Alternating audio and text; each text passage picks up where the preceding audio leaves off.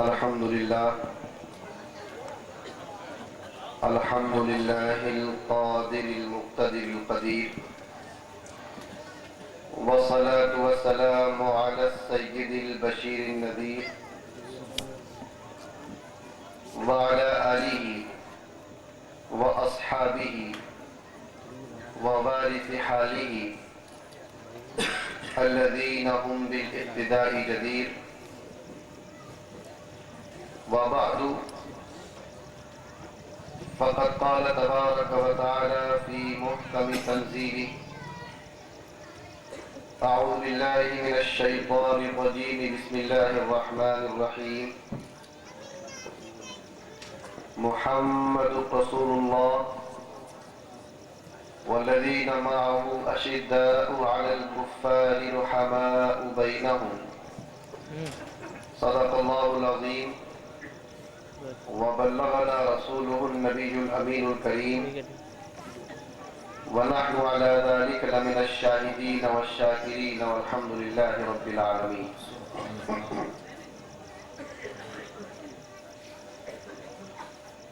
آدمیت کو نئے طرز پہ ڈھالا جس نے،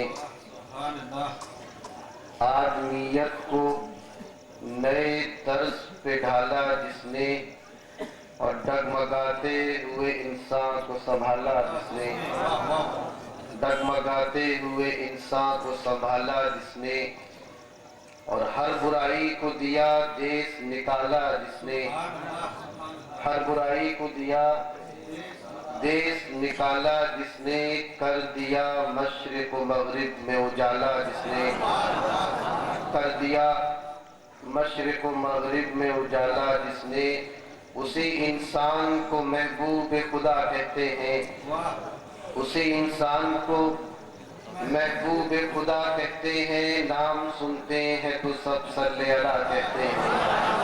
اللہم صلی وسلم وبارک علی سیدنا و حبیبنا و شفیعنا مولانا محمد قدر حسنہ و جمالہ جاہہ و جلالہ جودہ و نوالہ برہ و کمالہ وعلی آلہ و وارث حالہ۔ آج ہماری گفتگو کا عنوان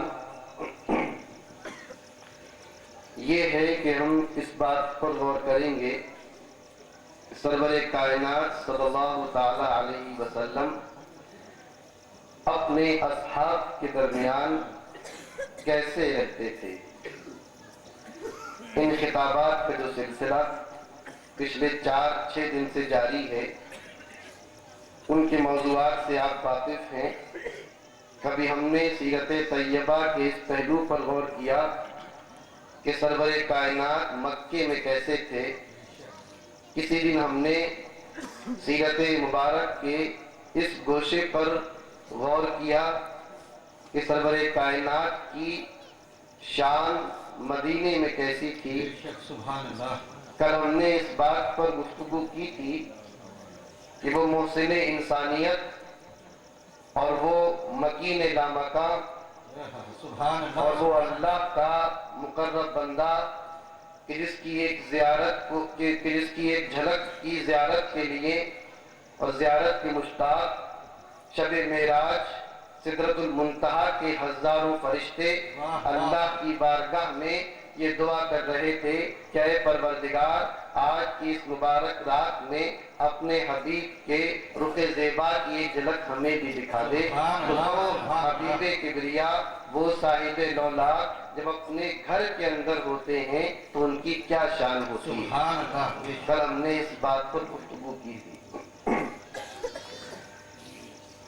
سرور کائنات علیہ الصلوۃ والسلام اپنے اصحاب، اپنے صحابہ، اپنے دوستوں کے درمیان، اس پر بات شروع کرنے سے پہلے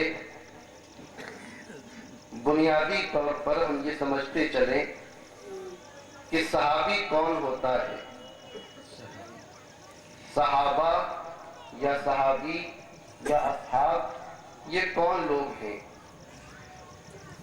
اللہ تبارک و تعالی نے قرآن عظیم میں ارشاد فرمایا کہ محمد رسول اللہ والذین معه اشداء علی الکفار رحماء بینہم، کہ محمد صلی اللہ علیہ وسلم اللہ کے رسول ہیں، اور والذین معہ، اور جو لوگ ان کے ساتھ ہیں، جو لوگ ان کے ارد گرد رہتے ہیں، جو لوگ شمع کے ارد گرد پروانوں کے تڑپنے کی طرح اس شمع نبوت کے ارد گرد تڑپتے رہتے ہیں، وہ لوگ جو اس چراغ رسالت کی روشنی سے اپنے قلوب کو منور و مجلہ کرتے ہیں، وہ خوش نصیب لوگ جو سرکار دو عالم صلی اللہ تعالی علیہ وسلم کی بات سننے کے شرف سے ممتاز ہوئے ہیں۔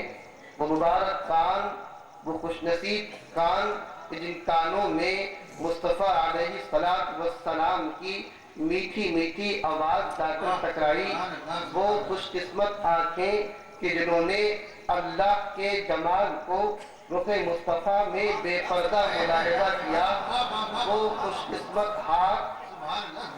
قسمت ہاتھ کہ جن ہاتھوں کو یہ شرف میسر ہوا کہ وہ سرور کائنات صلی اللہ علیہ وسلم کے مبارک ہاتھوں سے مس ہوئے، وہ مبارک قدم کہ جو اس دنیا کے ایسے مبارک قدم ہیں کہ جب وہ گھر کو نکلتے تھے تو وہ قدم کسی اور جانب نہیں کاشان مصطفیٰ کی طرف اٹھا کرتے تھے، وہ مبارک زندگیاں کہ جن زندگیوں کا مقصد ہی یہ تھا کہ اپنی زندگی سرور کائنات کی چشمان مبارک کے ایک اشارے پر قربان کر دی جائے۔ یہ وہ مبارک جماعت تھی کہ ایسی مبارک جماعت نہ تاریخ میں پہلے کبھی پیدا ہوئی اور نہ قیامت تک ایسے مبارک لوگ اس دنیا میں آ سکتے ہیں۔ بے شک، سبحان اللہ، سبحان اللہ، واہ واہ۔ اب آپ سوچ رہے ہوں گے کہ ان کی یہ ساری فضیلتیں، ان کے یہ سارے شرف، ان کی یہ ساری بلندیاں ان کی نمازوں کی وجہ سے ہوں گی، یا ان کے تقویٰ و طہارت کی بنیاد پر ہوں گی، یا ان کی نیکیوں کی بنیاد پر ہوں گی، یا ان کے صدقات کی بنیاد پر ہوں گی، یا ان کے دل کی صفائی کی بنیاد پر ہوں گی۔ میں آپ کو بتاؤں کہ صحابیت کا مدار اور اس شرف کا مدار نہ کسی نماز کے اوپر ہے، نہ کسی زکوٰۃ کے اوپر ہے، نہ کسی اور نیک عمل کے اوپر ہے، نہ کسی سجدے کے اوپر ہے، نہ کسی حج کے اوپر ہے۔ قسم خدا کی، اس رب کائنات کی قسم جس نے مصطفیٰ کو رحمت کائنات بنا کر بھیجا، در حقیقت ان تمام اشخاص کی ساری فضیلت، ساری بزرگی، ساری بڑائی، سارے مرتبے صرف اس بنیاد پر ہے کہ یہ وہ خوش نصیب لوگ ہیں کہ جنہوں نے ماتھے کی آنکھوں سے سرور کائنات کے رخ زیبا کا دیدار کیا۔ اس بنیاد پر یہ لوگ ایسے مبارک ہو گئے، یہ لوگ ایسے بابرکت ہو گئے کہ ان کی برکتوں سے جنگیں فتح کی جاتی تھیں۔ امام بخاری اپنی کتاب صحیح بخاری کے اندر حضرت ابو سعید خدری رضی اللہ تعالی عنہ سے ایک روایت فرماتے ہیں۔ صحیح بخاری شریف میں کتاب فضائل الصحابہ کی پہلی حدیث یہ ہے۔ آج اسی بات پر جھگڑا ہو رہا ہے کہ برکتیں حاصل کرنا، لوگوں کو سے برکتیں حاصل کرنا یہ کہاں تک درست ہے یا نہیں۔ امام بخاری نے ابو سعید خدری رضی اللہ تعالیٰ عنہ کی حدیث اپنی کتاب صحیح بخاری میں کتاب فضائل الصحابہ میں سب سے پہلے رکھ کر اس اختلاف کو ہمیشہ کے لیے ختم فرما دیا۔ حضرت ابو سعید خدری ارشاد فرماتے ہیں کہ اللہ کے رسول صلی اللہ علیہ وسلم نے ارشاد فرمایا کہ ایک زمانہ وہ آئے گا کہ جب لوگ جنگ کے لیے نکلا کریں گے، جہاد کے لیے جایا کریں گے، فتح نصیب نہیں ہو رہی ہوگی، فتح مقدر نہیں ہوگی، تو کوئی پکار کر پوچھے گا افیکم من صاحب رسول اللہ، اے لوگوں، اے لشکر والوں، کہ تمہارے درمیان کوئی ایسا خوش نصیب بھی ہے جس کو رسول کی صحبت کا شرف حاصل ہے؟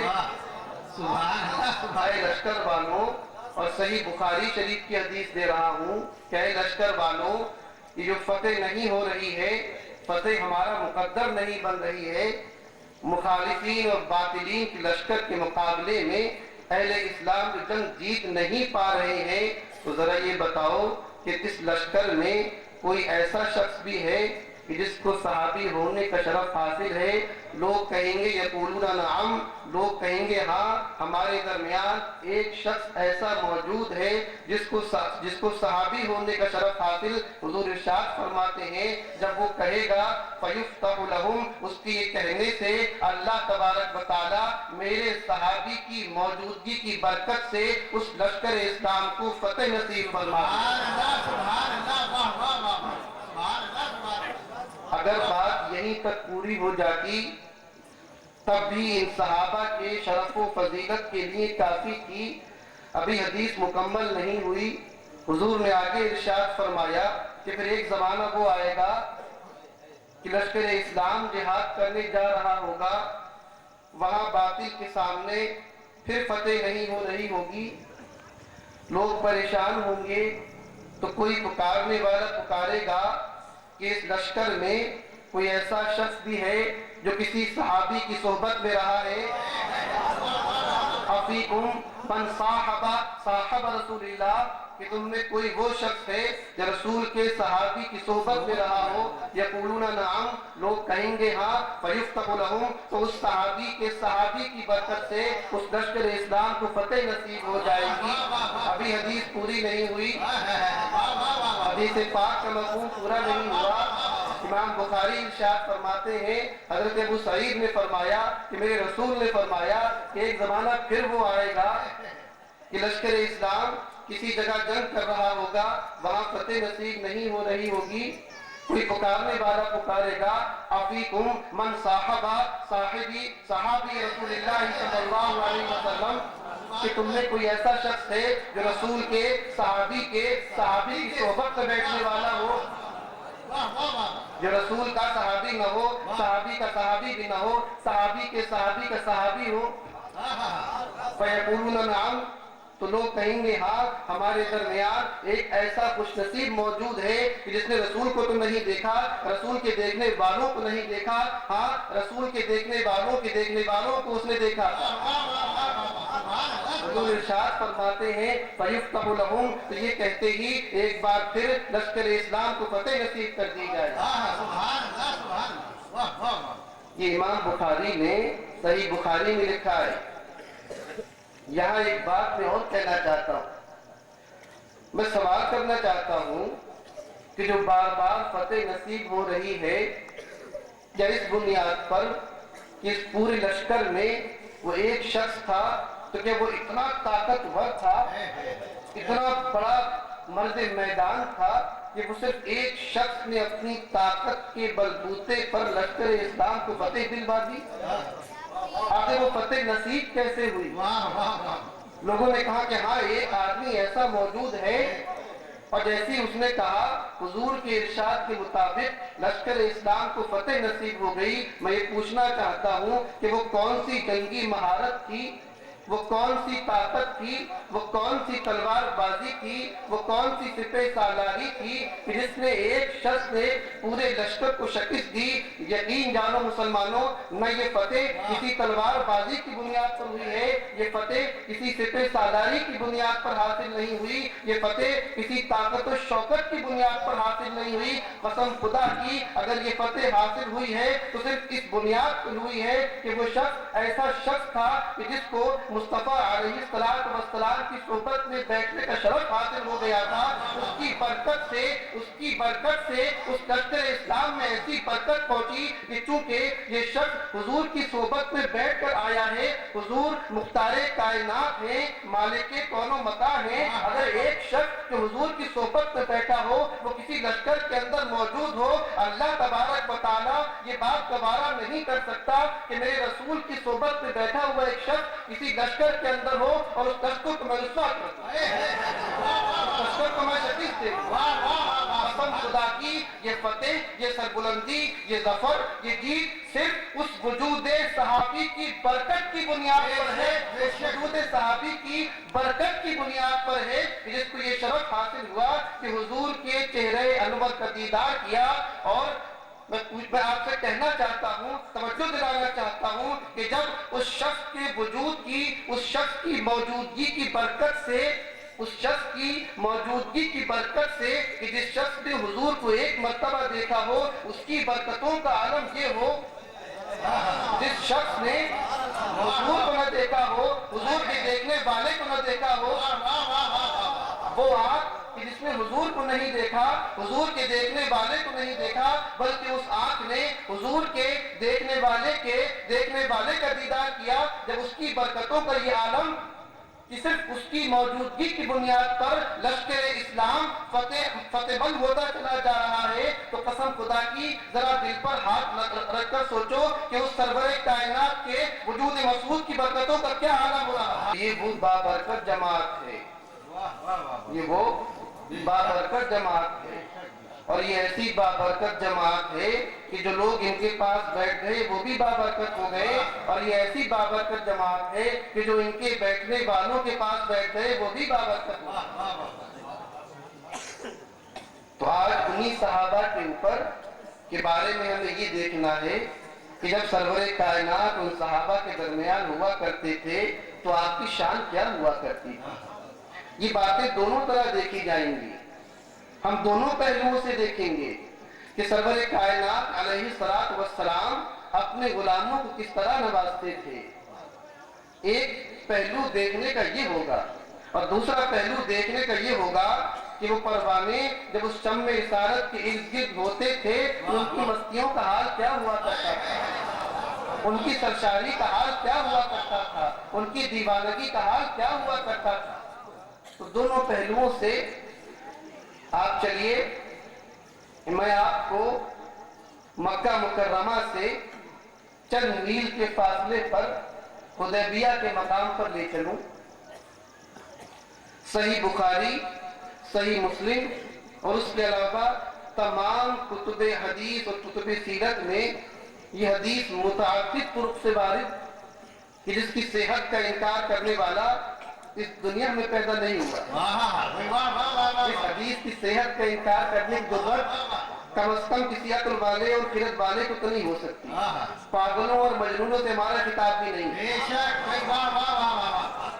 بے عقلوں اور مجنونوں اور پاگلوں سے ہم بات بھی نہیں کرتے، لیکن جو حدیث میں بتانے جا رہا ہوں یہ صحت کے ایسے اعلیٰ مرتبے پر فائز کہ امام بخاری سے لے کے مسلم اور اس کے علاوہ تمام سیرت کی کتابوں اور تمام حدیث کی کتابوں میں موجود کہ حدیبیہ کے مقام پر معاملہ یہ بن گیا کہ حضور علیہ السلام اپنے لگ بھگ 1500 جانثاروں کے ساتھ، کم و بیش بھی ہو سکتے، مکہ مکرمہ کی طرف عمرہ کرنے کے لیے روانہ ہوئے۔ مکہ والوں نے آپ کو مکہ میں داخل ہونے سے روک دیا اور یہ کہا کہ ہم آپ کو مکہ میں آ کر عمرہ اور طواف کرنے نہیں دیں گے۔ معاملہ کافی آگے بڑھ گیا، نوبت یہ آ گئی کہ ممکن ہے یہاں بھی جہاد اور جنگ شروع ہو جائے، تو مکے والوں نے اپنے ایک سفیر کو بھیجا، اور بہت ماہر سفیر تھا، اس کا نام عروہ بن مسعود الثقفی تھا۔ بعد میں وہ ایمان کی دولت سے مشرف ہوئے، لیکن اس وقت تک وہ ایمان نہیں لائے تھے۔ عروہ بن مسعود الثقفی یہ قریش کے بہت ماہر سفیر تھے، جہاں کسی بادشاہوں کے پاس کسی جنگ میں کسی بھی معاملے میں کوئی مشورہ کرنا ہوتا تھا، کوئی سفارت کرنا ہوتی تھی، تو قریش مکہ حضرت عروہ بن مسعود کو اپنا نمائندہ بنا کر بھیجا کرتے تھے۔ یہ گفتگو بڑی عمدہ کرتے تھے، بڑی سوجھ بوجھ کے مالک تھے، بڑے عقل اور دانائی کے مالک تھے۔ ان کو بھیجا کہ جاؤ ذرا ان سے بات کر کے آؤ۔ عروہ بن مسعود جب حدیبیہ کے مقام پر پہنچے اور انہوں نے اس شمع نبوت کے ارد گرد ان دیوانوں اور پروانوں کو طواف کرتے ہوئے دیکھا، ان کی جانثاری کو دیکھا، اور دیکھ کر مکہ واپس آئے، اور مکہ واپس آ کر اپنی فصیح و بلیغ عربی زبان میں ان پروانوں کی جو کیفیت کا نقشہ کھینچا ہے محدثین اور ارباب تاریخ نے اس کو اپنے سینے میں محفوظ کر کے رکھا۔ سبحان اللہ سبحان اللہ۔ عروہ بن مسعود نے قریش مکہ سے یہ کہا کہ اے مکے والوں، میں تمہارا ہمدرد ہوں، تمہارا سفیر ہوں، تم سے ہمدردی رکھتا ہوں، اس لیے تمہیں ایک نیک مشورہ دینا چاہتا ہوں، میرے مشورے پر عمل کر لو۔ کہا کیا مشورہ دینا چاہتے ہو؟ تو عروہ نے کہا کہ میرا ایک نیک مشورہ یہ ہے کہ محمد سے جنگ میں مت پڑو، ان کے مقابلے میں جنگ میں مت آؤ، ورنہ نقصان میں رہو گے، ورنہ گھاٹے میں رہو گے، ورنہ خسارے میں رہو گے۔ مکی والوں نے پوچھا کہ اے عروہ، ایسی کیا بات تم دیکھ کے آ رہے ہو؟ کیا ان کے پاس بہت زیادہ سامان جنگ ہے؟ کیا ان کے پاس بہت بڑی فوج ہے؟ کیا ان کے پاس بہت بڑے بڑے بہادر جنگ لڑنے والے ہیں؟ آخر کیا وجہ ہے جو تم ہمیں جنگ سے روک رہے ہو؟ عروہ بن مسعود نے جواب دیا، انہوں نے کہا کہ ان کے پاس نہ بہت ساری تلواریں ہیں، نہ نیزوں اور بھالوں کی کثرت ہے، نہ کوئی بہت زیادہ لوگ ہیں۔ خدا کی قسم، میں قیصر کے دربار میں بھی گیا ہوں، میں کسریٰ کے دربار میں بھی گیا ہوں، میں نے نجاشی کی ہیبت و جلالت بھی دیکھی ہے، میں دنیا کے ان تمام بڑے بڑے بادشاہوں سے مل چکا ہوں، اور میں نے ان بادشاہوں کی سپاہیوں کو بھی دیکھا ہے، ان کے درباریوں کو بھی دیکھا ہے، ان کے مصاحبوں کو بھی دیکھا ہے۔ قسم خدا کی، جو دیوانگی، جو فرزانگی اور جو اپنی جان نثار کرنے کا جذبہ میں نے محمد مصطفیٰ کے ساتھیوں میں دیکھا، وہ جذبہ نہ قیصر میں نظر آتا ہے، نہ کسریٰ کی سپاہیوں میں نظر آتا ہے، نہ نجاشی کی سپاہیوں میں نظر آتا ہے۔ تو اے مکے والوں، جس شخص کے پاس ایسے جان قربان کرنے والے ساتھی ہوں، اس سے جنگ کر کر تم گھاٹے میں رہو۔ واہ واہ واہ، سبحان اللہ۔ بات ابھی پوری نہیں ہوئی، صرف اتنی بات سنانے کے لیے میں نے یہ حدیث نہیں سنائی تھی۔ جی واہ واہ، جو بات سنانے کے لیے میں نے پوری حدیث سنائی وہ ابھی باقی ہے۔ وہ دیوانگی کیسی دیکھی اس نے، وہ دیوانگی کیسی دیکھی؟ تو عروہ نے کہا میں اس لیے کہہ رہا ہوں کہ میں نے اپنی آنکھوں سے یہ دیکھا ہے کہ محمد اگر تھوکتے ہیں تو ان کا تھوک زمین پر گرنے سے پہلے ان کے کسی صحابی کے ہاتھ میں ہوتا ہے، وہ ان کا تھوک اپنے چہرے پر مل لیتا ہے، اور جس شخص کو وہ تھوک نہیں ملتا تو جو اپنے چہرے پر تھوک ملتا ہے وہ اس کے ہاتھ میں اپنا ہاتھ مل کر اس کو اپنے چہرے پر مل لیتا ہے۔ بات اب بھی پوری نہیں ہوئی، اس مصطفیٰ کے دیوانوں کی صرف ایک شان تھی۔ آگے عروہ نے کہا اور میں نے دیکھا کہ جب وہ وضو کرنے بیٹھتے ہیں اور وضو کرنے میں جو پانی ان کے بدن سے گرتا ہے، خدا کی قسم میں نے اپنی آنکھوں سے یہ دیکھا کہ اس پانی کو حاصل کرنے کے لیے ان کے دوست اور ان کے صحابہ ایسے دوڑتے ہیں کہ لگتا ہے کہ آپس میں جنگ ہو جائے گی، اس پانی کا حاصل کرنے کے لیے آپس میں جنگ ہو جائے گی۔ اور آگے فرمایا، عروہ نے کہا اور میں نے یہ بھی دیکھا کہ اگر وہ کوئی حکم دیتے ہیں تو اس حکم کو پورا کرنے کے لیے سارے لوگ ایسی تیزی سے دوڑتے ہیں کہ ایسا لگتا ہے کہ اس دوڑنے میں اور اس بات میں کہ حضور کے حکم پر پہلے کون عمل کرے، ان کے درمیان تلواریں نکل آئیں گی۔ تو اس نے کہا کہ جس شخص کے ماننے والوں کا یہ عالم ہو، اور اس کے بعد یہ بھی کہا کہ ایک عجیب بات یہ بھی دیکھی کہ جب وہ کچھ بولتے ہیں، کچھ بات کرتے ہیں، کچھ کہتے ہیں تو ان کے دوست ایسے خاموش ہو جاتے ہیں جیسے مردے سامنے بیٹھے ہیں، جیسے سامنے بیٹھنے والے انسان جاندار نہ ہو، بے جان انسان ہو۔ تو جس آدمی کے ماننے والے اس کے لیے اپنی جان ہتھیلی پر لے کے پھریں، اور سن لو کہ جس شخصیت کے ماننے والے اس کا تھوک زمین پر گرنا گوارا نہ کریں، وہ یہ کیسے گوارا کر سکتے ہیں کہ اس کا خون اس زمین پر بہایا جائے؟ جس کے وضو کا پانی ان کو زمین پر گرنا گوارا نہیں، وہ یہ کیسے گوارا کر سکتے ہیں کہ ان کے خون کا ایک قطرہ زمین پر گرا دیا جائے؟ تو بھلائی اسی میں ہے کہ ان سے جنگ مور مت لو۔ عروہ بن مسعود بعد میں ایمان لائے۔ اس حدیث کو سنانے کے بعد 1 منٹ کو رک جائیے۔ جیسے میں ہر تقریر میں کہتا ہوں کہ ہم باغوں کی سیر کرتے ہیں نا، تو ایک باغ کی اور سیر کر لیجیے۔ مجھے یہ بتائیے کہ لوگوں نے کہا، اور شاید مسئلہ بھی ایسا ہی ہے، کہ جو آدمی وضو کرتا ہے تو اس کا جو پانی بہتا ہے، اب وہ پانی اس قابل نہیں رہا کہ اس سے دوبارہ وضو کیا جا سکے، وہ مائع مستعمل ہو گیا، وہ مائع مستعمل ہے، اس سے دوبارہ وضو نہیں کیا جا سکتا۔ تو سوال یہ ہے کہ یہ صحابہ ایسا کیوں کرتے تھے کہ حضور کے گرے ہوئے پانی کو اپنی آنکھوں سے مل لیا کرتے تھے، حضور کے نکلنے والے تھوک کو اپنی آنکھوں سے مل لیا کرتے تھے؟ قسم خدا کی آج یہ سارے مسائل خامخواہ کے لیے مناظروں اور بحثوں کا موضوع بن کے رہ گئے۔ میں تو ہمیشہ یہ کہتا ہوں کہ ساری بحثیں ایک طرف رکھ دو، صرف حضور علیہ السلام کے صحابہ کو حکم اور جج بنا لو، صرف صحابہ اصحاب رسول کی زندگی کو اپنے لیے نمونہ بنا لو۔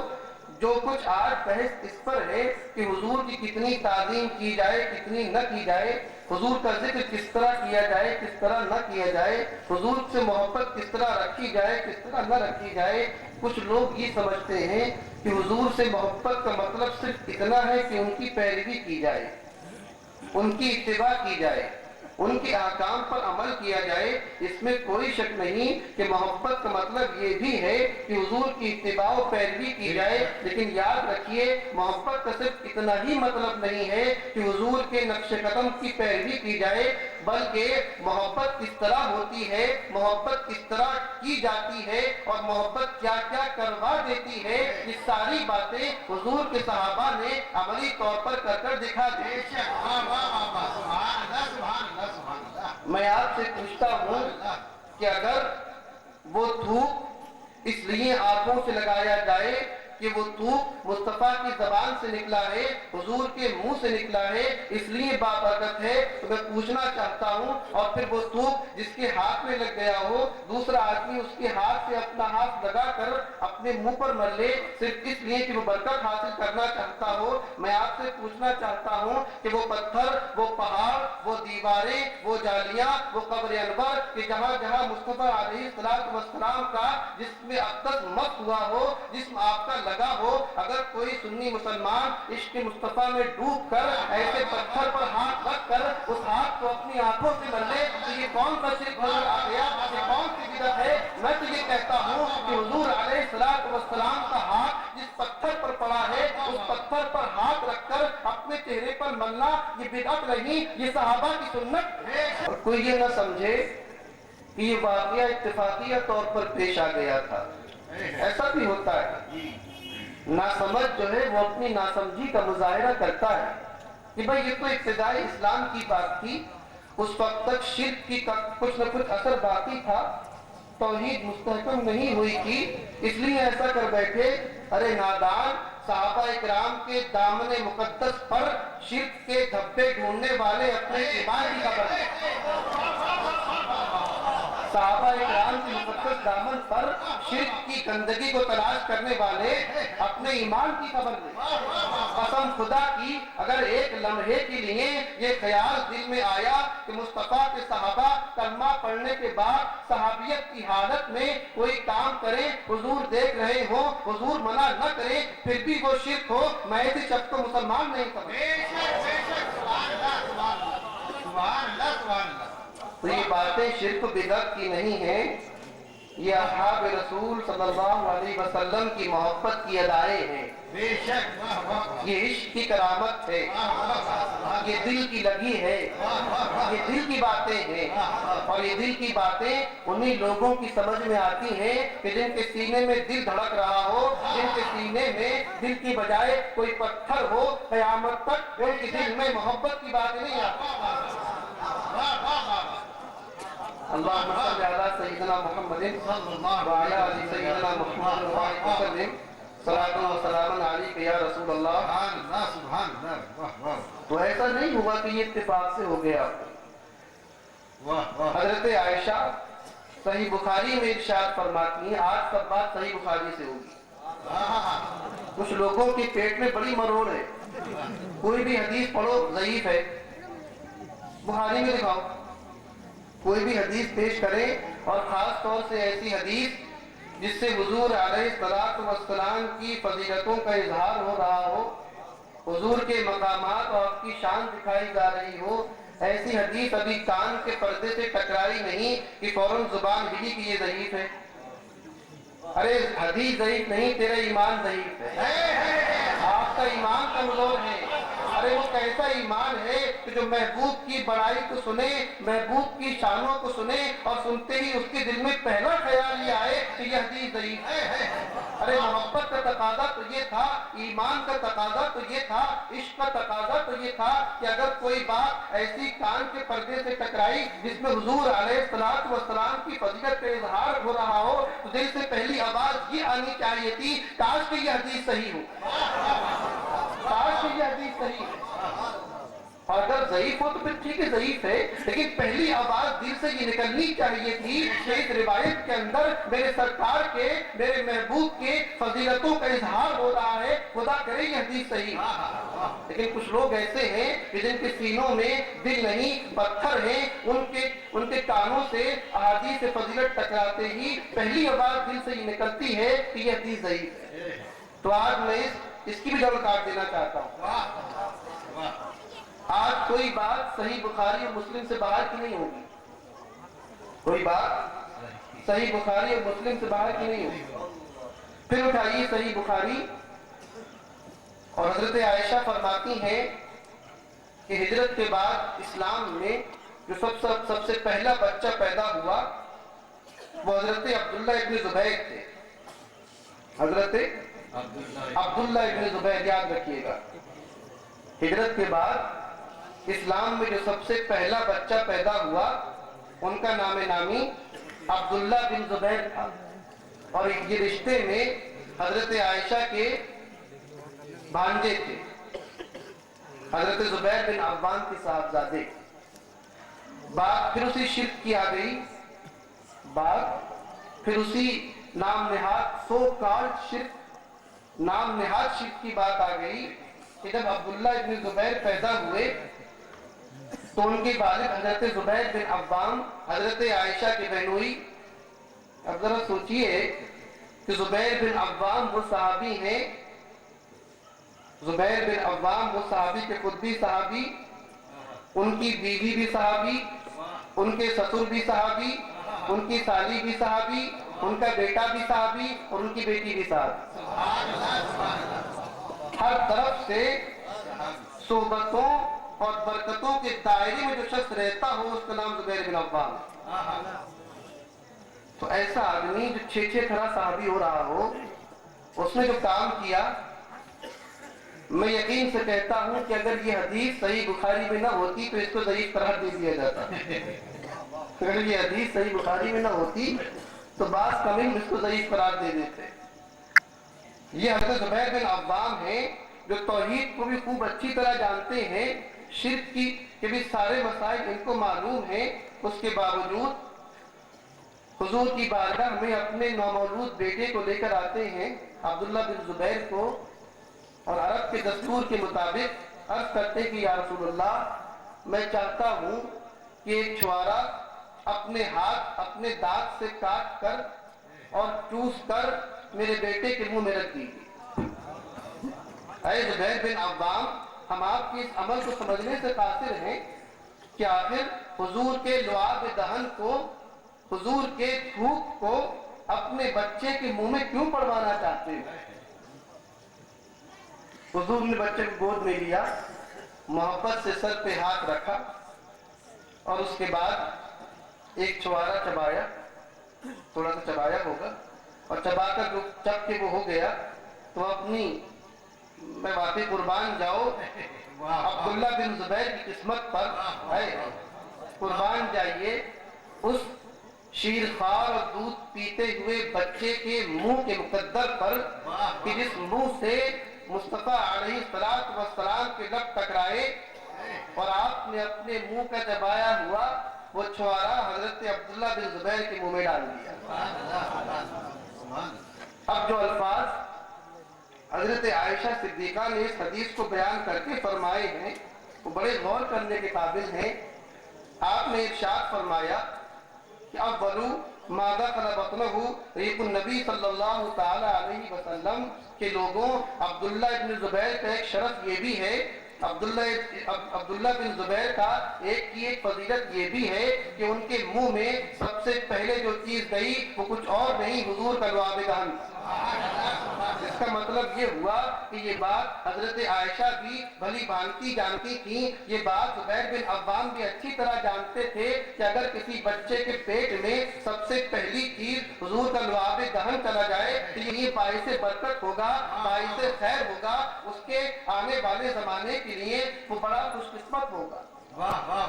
معلوم یہ ہوا کہ یہ ساری باتیں یہ پہلے سے ایسے ہی ہوتا چلا آیا ہے۔ اگر آج ہم تاجدار اہل سنت کی بارگاہ میں جاتے ہیں اور اگر وہ پانی پیتے ہیں اور پانی پی کر تھوڑا سا پانی چھوڑ دیتے ہیں تو اگر مرید اس پانی کو اپنے پیر کا تبرک سمجھ کر پی لیتے ہیں تو کوئی شرک و بدعت نہیں کرتے، یہ صحابی رسول کی سنت پر عمل کرتے ہیں۔ اور پھر مجھے ایک بات یاد نظر آ گیا بیچ میں، کیونکہ جن بزرگوں کے پڑوس میں ہم بیٹھے ہیں بات پانی کی چل رہی تھی، اسی پانی پر ایک بات یاد آئی۔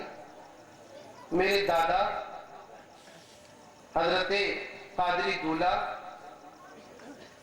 حضور مولانا عبدالقدیر قادری بدایونی ابھی 4-5 سال کے تھے کہ بہت بیمار ہو گئے اور ڈاکٹروں نے جواب دے دیا کہ اب یہ بچہ بچنے والا نہیں ہے۔ آپ کے والد حضور تاج الفہول سیدنا شیخ عبدالقادر بدایونی رضی اللہ تعالیٰ عنہ حیدرآباد میں تھے۔ بدایوں سے تار کیا گیا ان کے والد میرے پردادا کو کہ آپ کے بیٹے عبدالقدیر کی حالت بہت خراب ہے، کیا کیا جائے؟ ڈاکٹر جواب دے چکے ہیں، ڈاکٹر یہ کہتے ہیں کہ یہ بچہ اب نہیں بچے گا، اتنی خطرناک بیماری ہے۔ حضور تاج الفہول نے حیدرآباد سے بدایوں کو تار کیا اور صرف ایک جملہ لکھا، تار میں ایک جملہ لکھا کہ عبدالقدیر کو بڑی سرکار کا پانی لا کر پلا دیا جائے، شفا ہو جائے۔ حضور تاج الفہول کے حکم کے مطابق بڑی سرکار بھیجا گیا، وہاں سے بڑی سرکار کے وہاں پر جو ہینڈ پمپ رہا ہوا یا کنواں ہوگا اس کنویں سے پانی نکال کر اس مولوی عبدالقدیر کو پلا دیا گیا۔ وہ عبدالقدیر وہ بچہ جس کے بچنے کی بظاہر ڈاکٹروں کو کوئی امید نہیں تھی، ایسا بچا کہ اس نے بڑے ہو کر ہزاروں لاکھوں لوگوں کو گمراہیوں سے بچا کر نکال دیا، گمراہیوں کے گڈھوں سے نکالا، جہالت کے گڈھوں سے بچایا، تاریکی سے بچایا، گمراہ ہونے سے بچایا۔ تو یہ ہوتا ہے بزرگوں کے، یہ بزرگوں کا پانی نہیں، بزرگوں کے کنووں کا پانی۔ ارے یار جب بڑی سرکار کی کہ مزار کے برابر میں کھدنے والے کنویں کے پانی میں اتنی شفا ہے تو وہ پانی جو مصطفیٰ جان رحمت کے منہ سے نکل رہا ہو اس کی شفا کا اندازہ کون کر سکتا ہے؟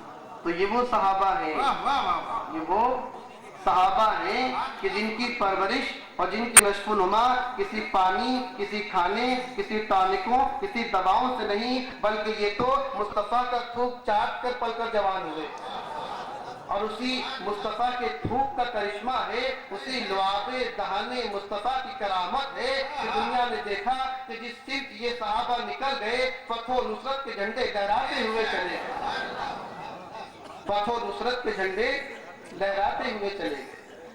تو یہ حضور کی صحبت کا اثر ہے، اور کیسے جانثار تھے، کیسے جان دینے والے تھے۔ حضرت زید بن دسنہ ایک صحابی رسول ہیں جو مکہ میں گر گئے، مکی والوں نے پکڑ لیا، زید بن دسنہ رضی اللہ تعالی عنہ، اور جب مکہ ان کو پکڑ لیا تو ان کو قتل کرنے کے لیے قتل گاہ میں لے گئے۔ یہ حدیث صحیح بخاری کی نہیں ہے، میں عرض کر دوں جو میں بیان کر رہا ہوں، لیکن یہ بھی صحیح ہے، میں ذمہ دار ہوں اس صحت کا، مگر صحیح بخاری میں نہیں ہے۔ حضرت زید بن دسنہ کو جب جلاد کے سامنے رکھا گیا اور اب بظاہر ان کو موت سے بچانے والی کوئی بھی سوائے اللہ کی نہیں تھی، زندگی کی ساری امید ختم ہو چکی تھی، تو مشرکین نے تنزیہ کہا کہ اے زید بن دسنہ ابھی وقت ہے، ابھی وقت ہے، جلاد کی تلوار اٹھی ہے اور اس کو تمہاری گردن تکانے میں کچھ وقت لگے گا، تم اب بھی سوچ لو، اور کیا تم اس بات پر راضی ہو، کیا تم اس بات پر راضی ہو کہ آج تم اس جلاد کے سامنے نہ ہوتے، اور اگر تمہیں یہ پیشکش کی جائے کہ تمہیں اس جلاد کے سامنے سے اس شرط پر رہا کر دیا جائے گا، تمہاری جان بخشی جا سکتی ہے، تمہاری جان بچائی جا سکتی ہے، صرف اس شرط پر کہ تمہاری جان تو بچا دی جائے لیکن تمہاری جگہ تمہارے رسول کو لا کر کھڑا کر دیا جائے، کیا تم اس پر تیار ہو کہ تمہاری جان بخشنے کے بدلے میں تمہاری جگہ آج معاذ اللہ تمہارے رسول کا سر قلم کر دیا جائے؟ جو جواب حضرت زید بن دسنہ نے دیا، اور یہ جواب صرف زید بن دسنہ کا نہیں، میرا تو ایمان یہ کہتا ہے کہ اس مقام پر صدیق اکبر ہوتے جواب یہی ہوتا، فاروق اعظم ہوتے جواب یہی ہوتا، ابو عبیدہ بن جراح ہوتے جواب یہی ہوتا، اور تو جانے دیجئے اگر 10 سال کا بچہ انس بن مالک ہوتا تو جواب یہی ہوتا، اگر 14 سال کا بچہ عبداللہ ابن عمر ہوتا تو جواب یہی ہوتا، ان ایک کم و بیش 1 لاکھ صحابہ میں کوئی بھی شخص ہوتا جواب یہی ہوتا، بلکہ میرا ایمان تو یہ کہتا ہے کہ اگر اس جگہ ام سلمہ ہوتی تو جواب یہی ہوتا، میمونہ ہوتی تو جواب یہی ہوتا، اگر اسماء بنت ابی بکر ہوتی تو جواب یہی ہوتا۔ صحابہ کے اندر مرد اور عورت کی کوئی تفریق نہیں ہے، جو محبت و عشق ان مردوں کو حاصل تھا وہی ان عورتوں کو حاصل تھا، عورت کمزور کہی جاتی ہے، عورت کو دل کا کمزور کہا جاتا ہے، میرا ایمان یہ کہتا ہے کہ جو جواب اس وقت زید بن دسنہ نے کہا اگر وہاں کوئی صحابیہ عورت ہوتی تو اللہ تبارک و تعالیٰ اس کمزور عورت کو اتنی ہمت عطا فرما دیتا کہ اس کا جواب بھی وہی ہوتا، اس کا جواب بھی وہی ہوتا۔ جواب کیا دیا کہ لا واللہ العظیم، ہرگز نہیں، اس عظیم خدا کی قسم، لا واللہ العظیم وما احب ان یفدینی بشوکت یشرکها فی قدمہ صلی اللہ تعالی علیہ وسلم، تم تو میری جان بچانے کی بات کرتے ہو، میری جان کے بدلے حضور کے جان دینے کی بات کرتے ہو، زید بن دسنہ کو خدا کی قسم اس بات کو بھی گوارا نہیں کر سکتا کہ میری جان بچانے کے بدلے میں میرے آقا کے پیر میں کانٹا چبھا دیا جائے۔ تو یہ صحابی رسول تھے، ان کو اپنے حضور سے ایسی محبت تھی کہ جو جان مانگو تو جان دیں گے، جو مال مانگو تو مال دیں گے۔ حضور نے اعلان فرمایا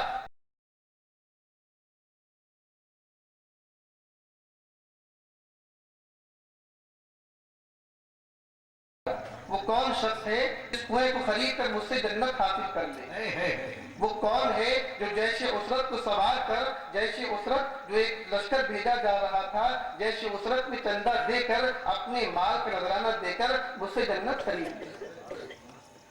تو قسم خدا کی، حضرت عثمان غنی رضی اللہ تعالی عنہ جیش اسرت غزوہ تبوک کے موقع پر 1000 اونٹوں کا نذرانہ لے کر آئے کہ یا رسول اللہ میں 1000 اونٹ جیش اسرت کو دے رہا ہوں، فجہزہ، تو انہوں نے جو کچھ بھی ہو سکا اپنا مال پیش کیا۔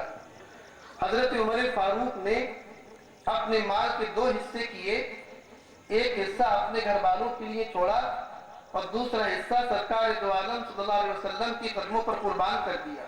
اور یہ سوچتے ہوئے آئے تھے کہ عمر آج بڑا اچھا موقع ملا ہے، ہر نیکی میں، ہر پاکی میں، ہر بڑائی میں ابو بکر مجھ سے سبقت لے جاتے ہیں۔ اے عمر، آج بڑا اچھا موقع ہے کہ اتنا مال جتنا میرے پاس ہے ابو بکر کے پاس تو نہ ہوگا، میں نے اپنے مال کا آدھا حصہ حضور کے قدموں میں نثار کر دیا ہے۔ اس کے بعد وہ یار غار بھی آیا کہ جس کو حضور کی صحبت کا شرف نہ صرف اس دنیا میں حاصل رہا بلکہ آج بھی وہ پہلو مصطفیٰ میں آرام فرما رہا، اور اس کے برابر میں حضرت عمر فاروق بھی آرام فرما رہے۔ اور ابھی ایک جگہ باقی ہے، بعض روایتوں میں یہ آیا کہ حضور کے پہلو میں صدیق اکبر، ان کے پہلو میں عمر فاروق، بعض روایتوں میں آیا اور علماء نے فرمایا کہ ابھی وہاں ایک قبر کی جگہ باقی ہے۔ یہ بات شاید آپ کو پتہ نہیں ہوگی اب تک، میرے خیال سے یہ بات نئی ہے، مطلب نئی اس معنی سے کہ آپ کو پتہ نہیں، یہ بات تو پرانی ہے۔ ہم کوئی نئی باتیں کرتے نہیں اپنی طرف سے، دین میں ہم نئی باتیں کرتے نہیں ہیں، ہم پرانی باتیں دہراتے ہیں۔ اب نئی معنی کر ہے کہ اب تک آپ شاید کان تک بہت سے لوگ جانتے بھی ہوں گے، جو اہل علم میں جانتے ہوں گے۔ علماء نے فرمایا کہ ابھی اس جگہ ایک قبر کی جگہ باقی ہے جہاں حضرت عیسیٰ علیہ السلام کو دفن کیا جائے۔ تو میں عرض کر رہا تھا کہ حضرت صدیق اکبر تشریف لائے اور دیکھنے والوں نے دیکھا کہ بہت تھوڑا مال لے کر آئے، تو حضرت عمر نے سوچا ہوگا دل میں کہ آج تو واقعی میں بازی لے گیا۔ جب صدیق اکبر سے حضور نے پوچھا کہ اے یار غار کیا لے کر آئے، کتنا مال لے کر آئے، تو انہوں نے فرمایا کہ یا رسول اللہ، میرے پاس جتنا مال تھا وہ سب آپ کے قدموں میں نثار کرنے کے لیے لے آیا۔ اب جب حضور نے پھر پوچھا کہ ابو بکر، جب تم سارا مال لے کر آ گئے تو اپنے گھر والوں کے لیے کیا چھوڑا، اپنے بال بچوں کے لیے کیا چھوڑا؟ تو جو جواب صدیق اکبر نے دیا، میں سمجھتا ہوں کہ اس پوری کائنات میں کسی کے ماننے والے کی طرف سے ایسا جواب نہ کبھی دیا گیا ہوگا نہ دیا جا سکتا ہے۔ آپ نے ارشاد فرمایا کہ یا رسول اللہ، یہ الفاظ شاید ان کے نہ ہوں لیکن موقع انہی الفاظ کا ہے کہ یا رسول اللہ، آپ کے ہوتے ہوئے اب گھر والوں کو کس بات کی ضرورت ہے؟ یا رسول اللہ، آپ کے ہوتے ہوئے اب گھر والوں کو کس بات کی ضرورت ہے؟ قسم خدا کی میں گھر والوں کے لیے خدا اور اس کا رسول چھوڑ کر آیا۔ تو یہ کیفیت تھی اور کیسے کیسے مرتبے تھے۔ پھر صحیح بخاری اٹھائیے، جب حضرت عمر فاروق اور صدیق اکبر اور عثمان غنی کا ذکر ایک ہی جگہ آ گیا، اتفاق کی بات ہے کہ حضرت صدیق اکبر، عمر فاروق اور عثمان غنی کا ذکر ایک ہی جگہ آ گیا، تو مجھے ایک اور حدیث یاد آئی صحیح بخاری کی۔ بخاری شریف کے اندر حضرت انس بن مالک ارشاد فرماتے ہیں کہ ایک مرتبہ احد پہاڑ کے اوپر حضور تشریف فرما تھے۔ احد پہاڑ کے اوپر حضور کھڑے ہوئے تھے، حضور کے ساتھ صدیق اکبر، عمر فاروق اور عثمان غنی موجود تھے۔ یہی تین لوگ حضور کے ساتھ موجود تھے کہ اچانک احد پہاڑ میں زلزلہ آ گیا۔ احد پہاڑ تھرتھرانے لگا، کانپنے لگا۔ حضور نے ارشاد فرمایا، اور ایک روایت میں اور بخاری شریف کے اندر یہ حدیث کم از کم 3 جگہ آئی یا 4 جگہ آئی۔ تو ایک روایت میں الفاظ یہ ہیں کہ حضور نے اپنے پیر سے ٹھوکر ماری، فرمایا اسقط یا احد فانما علیک نبی و صدیق و شہیدان، اے احد اپنی جگہ ٹھہر جا، کہ تجھے پتہ نہیں کہ اس وقت تیرے اوپر، تیری پشت پر ایک نبی ہے، ایک صدیق ہے اور 2 شہید ہیں۔ آپ کو داد دے گی، لیکن میرے ذہن میں ایک سوال آ گیا کہ جب حضور نے فرمایا کہ احد تیرے اوپر ایک نبی موجود ہے، حضور موجود ہیں، نبی ہیں، حضور نے فرمایا اے احد تیری پشت پر ایک صدیق کھڑا ہے، صدیق واقعی موجود ہیں، فرمایا کہ تیرے اوپر 2 شہید ہیں، وہ شہید کہاں تھے؟ مجھے بتائیے کہ کوئی شخص اپنی زندگی میں شہید ٹھہرایا جا سکتا ہے؟ ابھی تو شہید ہوئے ہی نہیں، نہ عمر فاروق شہید ہوئے ہیں، نہ عثمان غنی شہید ہوئے۔ پھر حضور فرما رہے ہیں کہ اور حدیث بھی یہاں وہاں کی نہیں، صحیح بخاری کی حدیث، میں بخاری پہ خاص طور پر زور دینا چاہتا ہوں ان معاملات میں۔ کہ حضور فرما رہے ہیں کہ احد تیرے اوپر 2 شہید موجود ہیں. اب بتائیے یہ تو مان لیا کہ اگر حضور نبی ہیں تو واقعی آپ کو علم ہے کہ آپ نبی ہیں, صدیق سامنے موجود ہیں, حضور فرما رہے ہیں کہ تیرے اوپر صدیق موجود ہے, لیکن اگر نگاہ مصطفیٰ موت کے بعد کے واقعات سے باخبر نہیں, اگر نگاہ مصطفیٰ اس پردے کے پار نہیں جاتی جس پردے کو غیب کہا جاتا ہے, تو آخر آپ نے کیسے فرما دیا کہ تیرے اوپر 2 شہید موجود ہیں؟ واہ واہ واہ واہ, سبحان اللہ سبحان اللہ, واہ واہ واہ. حضرت عمر کی شہادت ہوئی, حضرت عثمان غنی شہید کیے گئے, لیکن حضور کی وفات کے کم سے کم 10 سال کے بعد یہ واقعہ پیش آیا. تو سوال یہ ہے کہ ہم نے قرآن کریم میں ایک آیت پڑھی تھی, وَمَا تَدْرِي نَفْسٌ مَاذَا تَكْسِبُ غَدًا وَمَا تَدْرِي نَفْسٌ بِأَيِّ أَرْضٍ تَمُوتُ. کوئی شخص یہ نہیں جانتا کہ اس کی موت کہاں آئے گی, کوئی شخص یہ نہیں جانتا کہ اس کی موت کہاں اور کن حالات میں آئے گی, کوئی شخص یہ نہیں جانتا کہ وہ کل کیا کرنے والا ہے. تو کوئی شخص یہ نہیں جانتا, وما تدری نفسن, کوئی شخص یہ نہیں جانتا, تو کیا مصطفیٰ شخص میں نہیں آتے؟ جب قرآن نے یہ اعلان کر دیا ما تدری نفسن, کوئی شخص یہ نہیں جانتا کہ اس کی موت کہاں آئے گی, کن حالات میں آئے گی, اور کوئی شخص یہ نہیں جانتا کہ وہ کل کیا کرنے والا ہے. میں پوچھتا ہوں کہ اگر ان کا علم اتنا ہی تھا کہ وہ دیوار کے پار کا علم نہیں رکھتے تھے, میں پوچھنا چاہتا ہوں کہ ان کا علم اگر عام انسانوں ہی کی طرح تھا, اور اگر وہ بھی وما تدری نفسن, کوئی شخص نہیں جانتا, اگر وہ بھی اس میں شامل تھے, اگر مصطفیٰ صلی اللہ علیہ وسلم کا وسیع و عریض علم اسی کوئی بھی نہیں جانتا کہ حدود میں محدود تھا, تو آخر یہ کیسے ممکن ہوا کہ عمر ابھی شہید نہیں ہوئے ہیں. حضور فرما رہے ہیں کہ عمر تم شہید ہونے والے ہو, عثمان ابھی شہید نہیں ہوئے ہیں, آپ فرما رہے ہیں کہ تم شہید ہونے والے ہیں. واہ واہ واہ واہ, سبحان اللہ سبحان اللہ. شاید آپ کو حیرت ہو, لیکن مجھے اس بات پر کوئی حیرت نہیں, مجھے اس بات پر کوئی حیرت نہیں. یہ تو واقعہ حضور کے وفات کے 10-15 سال کے بعد رونما ہوا. اگر حضور نے اس کی خبر دے دی تو اس میں تعجب کی کون سی بات ہے؟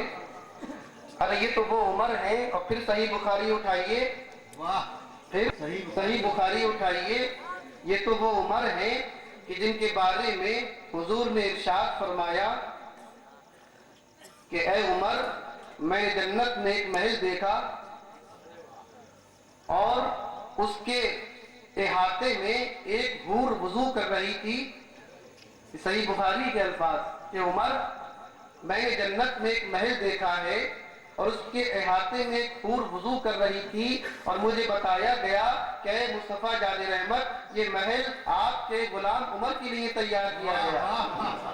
تو اگر حضور نے اس بات کی خبر دی کہ عمر و عثمان شہید ہونے والے ہیں, تو کیا تعجب کی بات ہے کہ یہ واقعہ تو چند برسوں بعد پیش آنے والا تھا.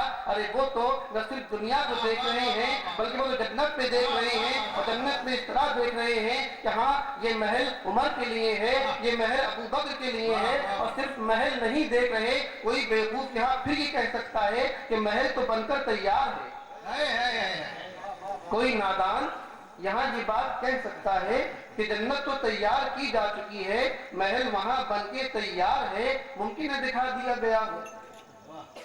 تو ٹھیک ہے بھائی, محل تو بن کے تیار ہے, دکھا دیا گیا, مگر میں یہ پوچھنا چاہتا ہوں کہ حضرت بلال کہ جنت میں داخل کر دیے گئے؟ حضرت بلال کیا جنت میں داخل کر دیے گئے؟ یقیناً نہیں کیے گئے. پھر صحیح بخاری اٹھائیے, صحیح بخاری کے اندر امام بخاری روایت نقل کرتے ہیں کہ حضور نے ارشاد فرمایا سمعت دفع نعلیک من یدی جنہ, اے بلال میں نے جنت کے اندر اپنے ان کانوں سے تیرے چپلوں کے چلنے کی آواز کو سنا.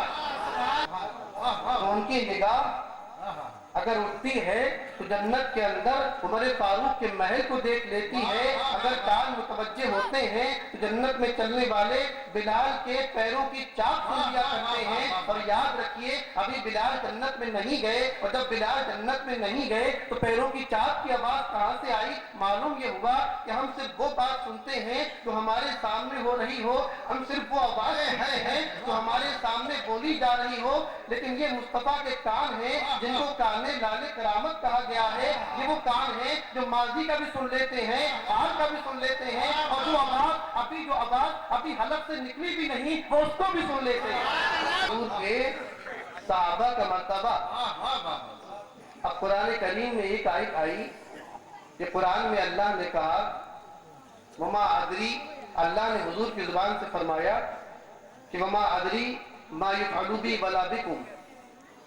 مطلب یہ ہوا کہ حضور فرما رہے ہیں قرآن کی زبان میں کفار و مشرکین کو مخاطب کر کے کہ میں نہیں جانتا کہ اللہ تبارک و تعالی میرے ساتھ آخرت میں کیا معاملہ کرنے والا ہے.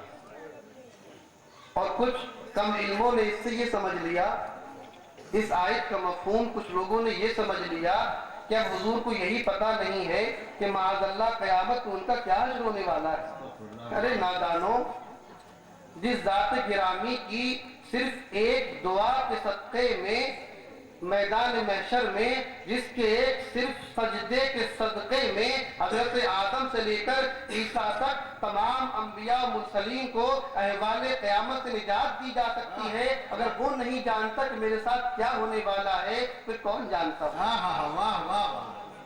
تو حقیقت یہ ہے کہ یا تو بخاری کی حدیثوں کو غلط مان لوں, یا تو آپ کے امام بخاری کی درج کردہ ان حدیثوں کو غلط مان لوں, یا پھر قرآن کی آیت کو غلط مان لوں, اور اگر یہ دونوں صحیح تو آپ کو غلط مان لوں. کیا بات آسان ہے مجھے بتائیے؟ قرآن کی آیت کو غلط کہنا آسان, یا بخاری کی حدیث کو غلط کہنا آسان, یا کسی بیوقوف کو غلط کہنا آسان؟ قرآن کی آیت اپنی جگہ درست, امام بخاری کی روایت اپنی جگہ درست, غلطی نہ قرآن کے اندر ہے, کمی نہ اس حدیث پاک کے اندر ہے, دراصل آپ کی عقل و فہم میں کمی ہے. تو اپنی عقل و فہم کی کمیوں کا خمیازہ, جملے پہ توجہ چاہوں گا, اپنے عقل و شعور و فہم کی کمی کے بدلے میں مصطفیٰ کے علم کی کمی تلاش کرنے والوں, یہ مصطفیٰ کے علم کی کمی نہیں, یہ آپ کے علم کی کمی. مصطفیٰ کے علم کی کمی نہیں, یہ میرے دوستوں تمہارے علم کی کمی ہے. اپنے علم کا میں اضافہ کرو, اپنے علم کو بڑھاؤ, مصطفیٰ کا علم اپنے آپ بڑھا ہوا نظر آئے. کسی نے کہا تھا کہ بیدار ہو کوئی وقت کھوکے جیسے, بیدار ہو کوئی وقت کھوکے جیسے, ہو نظام زندگی کے دھوکے جیسے, ہو نظام زندگی کے دھوکے جیسے, یوں روکے ہے تبلیغ نبی کو ابو جہل, یوں روکے ہے تبلیغ نبی کو ابو جہل, شیشے سے کوئی دھوپ کو روکے جیسے. ارے نادانو, پیچھے سے دھوپ بھی رکی ہے. یوں روکے ہے تبلیغ نبی کو ابو جہل, وہ ابو جہل روکے یا آپ روکے, بات یہی ہے کہ روکے ہے تبلیغ نبی کو ابو جہل, شیشے سے کوئی دھوپ کو روکے جیسے. اس شیشے سے آج تک دھوپ نہیں رکی. اللہم صلی علی سیدنا محمد وعلی آل سیدنا محمد وسلم, صلاۃ و سلام علیک یا رسول اللہ. آج کچھ جھگڑے اس بات پر بھی ہیں کہ حضور نور ہے کہ نہیں, کچھ لوگ اسی کے پیچھے پڑے ہوئے ہیں. تو میں پھر سوچنے لگا, اب پھر میں نے صحیح بخاری ہاتھ میں لی, پھر میں نے صحیح بخاری ہاتھ میں لے لی, اور جب میں نے برق پلٹے تو مجھے پھر حضرت انس بن مالک کی حدیث مل گئی. حضرت انس بن مالک فرماتے ہیں کہ ایک مرتبہ تاریک رات میں, صحیح بخاری یاد رکھیے گا, صحیح بخاری کی حدیث کہ ایک مرتبہ ایک تاریک رات میں یعنی اندھیری رات میں حضور کی مجلس سے آپ کے دو صحابہ نکلے. اور میں نے جب سے یہ حدیث پڑھی کئی سال پہلے سے, ایک عجیب سا جب بھی سوچتا ہوں تو سرور اور کیف مجھے میسر آتا ہے. وہ کیوں کہ ان دو صحابہ میں ایک صحابی کا نام اسید بن حضیر تھا، ایک صحابی کا نام اسید تھا۔ میں نے سوچا کہ اسید الحق اس زمانے میں نہ ہوئے نہ صحیح، کم از کم تمہارا ہم نام تو موجود تھا، اور یہی شرف کیا کم ہے، اسید کے لیے یہی شرف کیا کم ہے کہ وہ موجود نہ ہوا نہ صحیح، اس کی قسمت نہیں کہ چہرے مصطفیٰ کا دیدار کر سکتا، مگر میرے لیے یہی شرف کیا کم ہے کہ میرے ایک ہم نام شخص نے حضور کے چہرے انور کا دیدار کیا۔ ہم تو بڑی دور کی نسبت والے ہیں، اور یہی دور کی نسبتیں انشاءاللہ ہمیں قریب کر دیں گی، یہی دور کی نسبتیں ہمیں قریب کریں گی۔ کس سے قریب کریں گی؟ اللہ کی معرفت سے قریب کریں گی، اللہ کے عرفان سے قریب کریں گی، حضور کی محبت سے قریب کریں گی۔ یہ ساری قربتیں دنیا کے اندر ہیں، اور قسم خدا کی یہی دور کی نسبتیں کل قیامت کے دن حوض کوثر سے قریب کر دیں گی، جام کوثر سے قریب کر دیں گی، شفاعت مصطفیٰ سے قریب کر دیں گی، نگاہ مصطفیٰ سے قریب کر دیں گی، دامن مصطفیٰ سے قریب کر دیں گی، دست مصطفیٰ سے قریب کر دیں گی۔ سبحان اللہ، سبحان اللہ بھائی، واہ واہ واہ، تو یہ دور کی نسبتیں بڑی کام کی ہوتی ہیں۔ میں تو یہ سوچتا ہوں کہ اگر قیامت کے دن حضرت اسید بن حضیر کا نام لے کر پکارا گیا، قیامت کے دن اگر کسی فرشتے نے یہ پکارا کہ اسید بن حضیر حاضر ہو اور جنت میں چلا جائے، تو میں بھی آ جاؤں گا کہ میرا نام بھی تو اسید ہے، اور مجھے یقین ہے وہ پروردگار ایسا بخشش کرنے والا ہے، ایسا فضل کرنے والا ہے کہ اگر نام کے دھوکے میں کوئی گناہگار بھی آ گیا ہے تو اس کی رحمت کو گوارا نہیں ہوگا کہ اس کو جنت سے محروم رکھے۔ ہم تو اسی امید پہ جی رہے ہیں۔ تو ہے اسید بن حضیر، آپ پر میری جان قربان، سبحان اللہ، آپ کی صحبت پر میرا جان و ایمان و مال قربان۔ سبحان اللہ، سبحان کیا اللہ، کہنا؟ واہ واہ واہ، تو ہم پھر لوٹ کر حضرت انس بن مالک کی بارگاہ میں آتے ہیں۔ بات چل رہی تھی نور مصطفیٰ کی، واہ، بات چل رہی تھی نور نور مصطفیٰ صلی اللہ علیہ وسلم میں بحث اور اختلاف کرنے کی۔ حضرت انس بن مالک ارشاد فرماتے ہیں، امام بخاری نے اپنی صحیح میں روایت کی کہ ایک تاریک رات میں، ایک اندھیری رات میں دو صحابی حضور کے کاشان انور سے باہر نکلے۔ اندھیری رات تھی۔ اب جو الفاظ ہیں وہ میرے نہیں، انس بن مالک کے ہیں رضی اللہ تعالیٰ عنہ، اور کسی بدایوں یا بریلی یا کسی اور جگہ کے عالم نے نہیں لکھے، امام بخاری نے لکھے، واہ واہ واہ واہ، امام بخاری نے لکھے۔ وہ لکھتے ہیں کہ جب وہ دونوں لوگ نکلے، فَإِذَا نُورٌ بَيْنَ أَيْدِيهِمَا حَتَّى تَفْتَرِقَا، کہ میں نے دیکھا کہ وہ اس میں سے ایک اسید بن حضیر تھے اور دوسرے کا نام حضرت عباد بن بشیر تھا رضی اللہ تعالیٰ عنہما۔ جب دونوں نکلے، رات تاریک تھی، سوچ رہے ہوں گے کہ اس تاریک رات میں اپنے گھر تک کیسے پہنچیں گے۔ حضرت انس بن مالک فرماتے ہیں، وَإِذَا نُورٌ بَيْنَ أَيْدِيهِمَا، میں نے دیکھا کہ یہ لوگ چل رہے ہیں اور آگے آگے ایک نور چل رہا ہے، ایک روشنی چل رہی ہے، جس روشنی کے سائے میں یہ اس اندھیری رات میں راستہ طے کر رہے ہیں۔ پھر میں نے دیکھا حتیٰ تفترقا، یہاں تک کہ وہ دونوں جدا ہو گئے، ایک دائیں راستے کی طرف چلا گیا، ایک بائیں طرف چلا گیا۔ میں نے پھر یہ دیکھا کہ وہ نور، جو ایک نور اب تک ان دونوں کے آگے چل رہا تھا، وہ بھی جدا ہو گیا۔ نور کا ایک حصہ حضرت اسید کے ساتھ چلا گیا، نور کا ایک حصہ حضرت ابن بشیر کے ساتھ چلا گیا۔ واہ واہ واہ واہ واہ، سبحان اللہ، سبحان اللہ، اب مجھے یہ بتائیے کہ حضرت اسید، حالانکہ مجھے عجیب لگ رہا ہے خود اپنے نام سے حضرت کہتے ہوئے، بلکہ وہ صحابی رسول ہیں، واہ واہ واہ، حضرت اسید بن حضیر کہ آگے یہ نور کیوں چل رہا تھا؟ بھئی اس میں تو اختلاف کر کے بیٹھے ہوئے ہو کہ حضور نور سے پیدا ہوئے یا نہیں، لیکن حضرت اسید تو نور سے پیدا نہیں ہوئے، یہ تو ہم نہیں مانتے، یہ تو ہم بھی مان رہے ہیں، اس میں آپ ہمارے ساتھ ہیں۔ حضرت اسید کی تکلیف نور سے نہیں ہوئی، پھر یہ آخر نور کہاں سے آ گیا؟ یہ کون سا نور ہے؟ مجھے حیرت، کیا یہ اسید بن حضیر یہ کون سا نور ہے جو آپ کے آگے آگے چل رہا ہے؟ اے حضرت عباد بن بشیر، یہ کون سا نور ہے جو آپ کی رہنمائی کر رہا ہے اور جس کو انس بن مالک دیکھ رہے ہیں؟ وہ آپ کو جواب دیتے نظر آئیں گے، ہمارے اندر تو کوئی خوبی نہیں، ہمارا جسم تو وہی گوشت پوست کا جسم ہے، ہمارے اندر تو کوئی بڑائی نہیں کہ کوئی نور ہمارے سامنے چلے.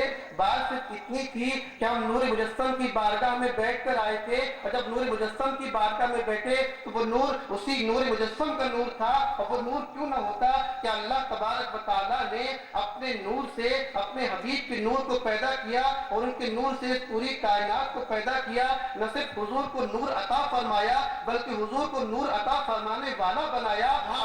نور عطا کیے جائیں گے وہ بارگاہ مصطفیٰ سے ملیں گے. تو اگر نور مجسم کی بارگاہ سے کوئی آدمی جاتا ہے, مال و دولت لے کر آتا ہے, تب بھی کوئی حیرت کی بات نہیں کہ وہ اللہ کی نعمتیں تقسیم کرنے والے ہیں.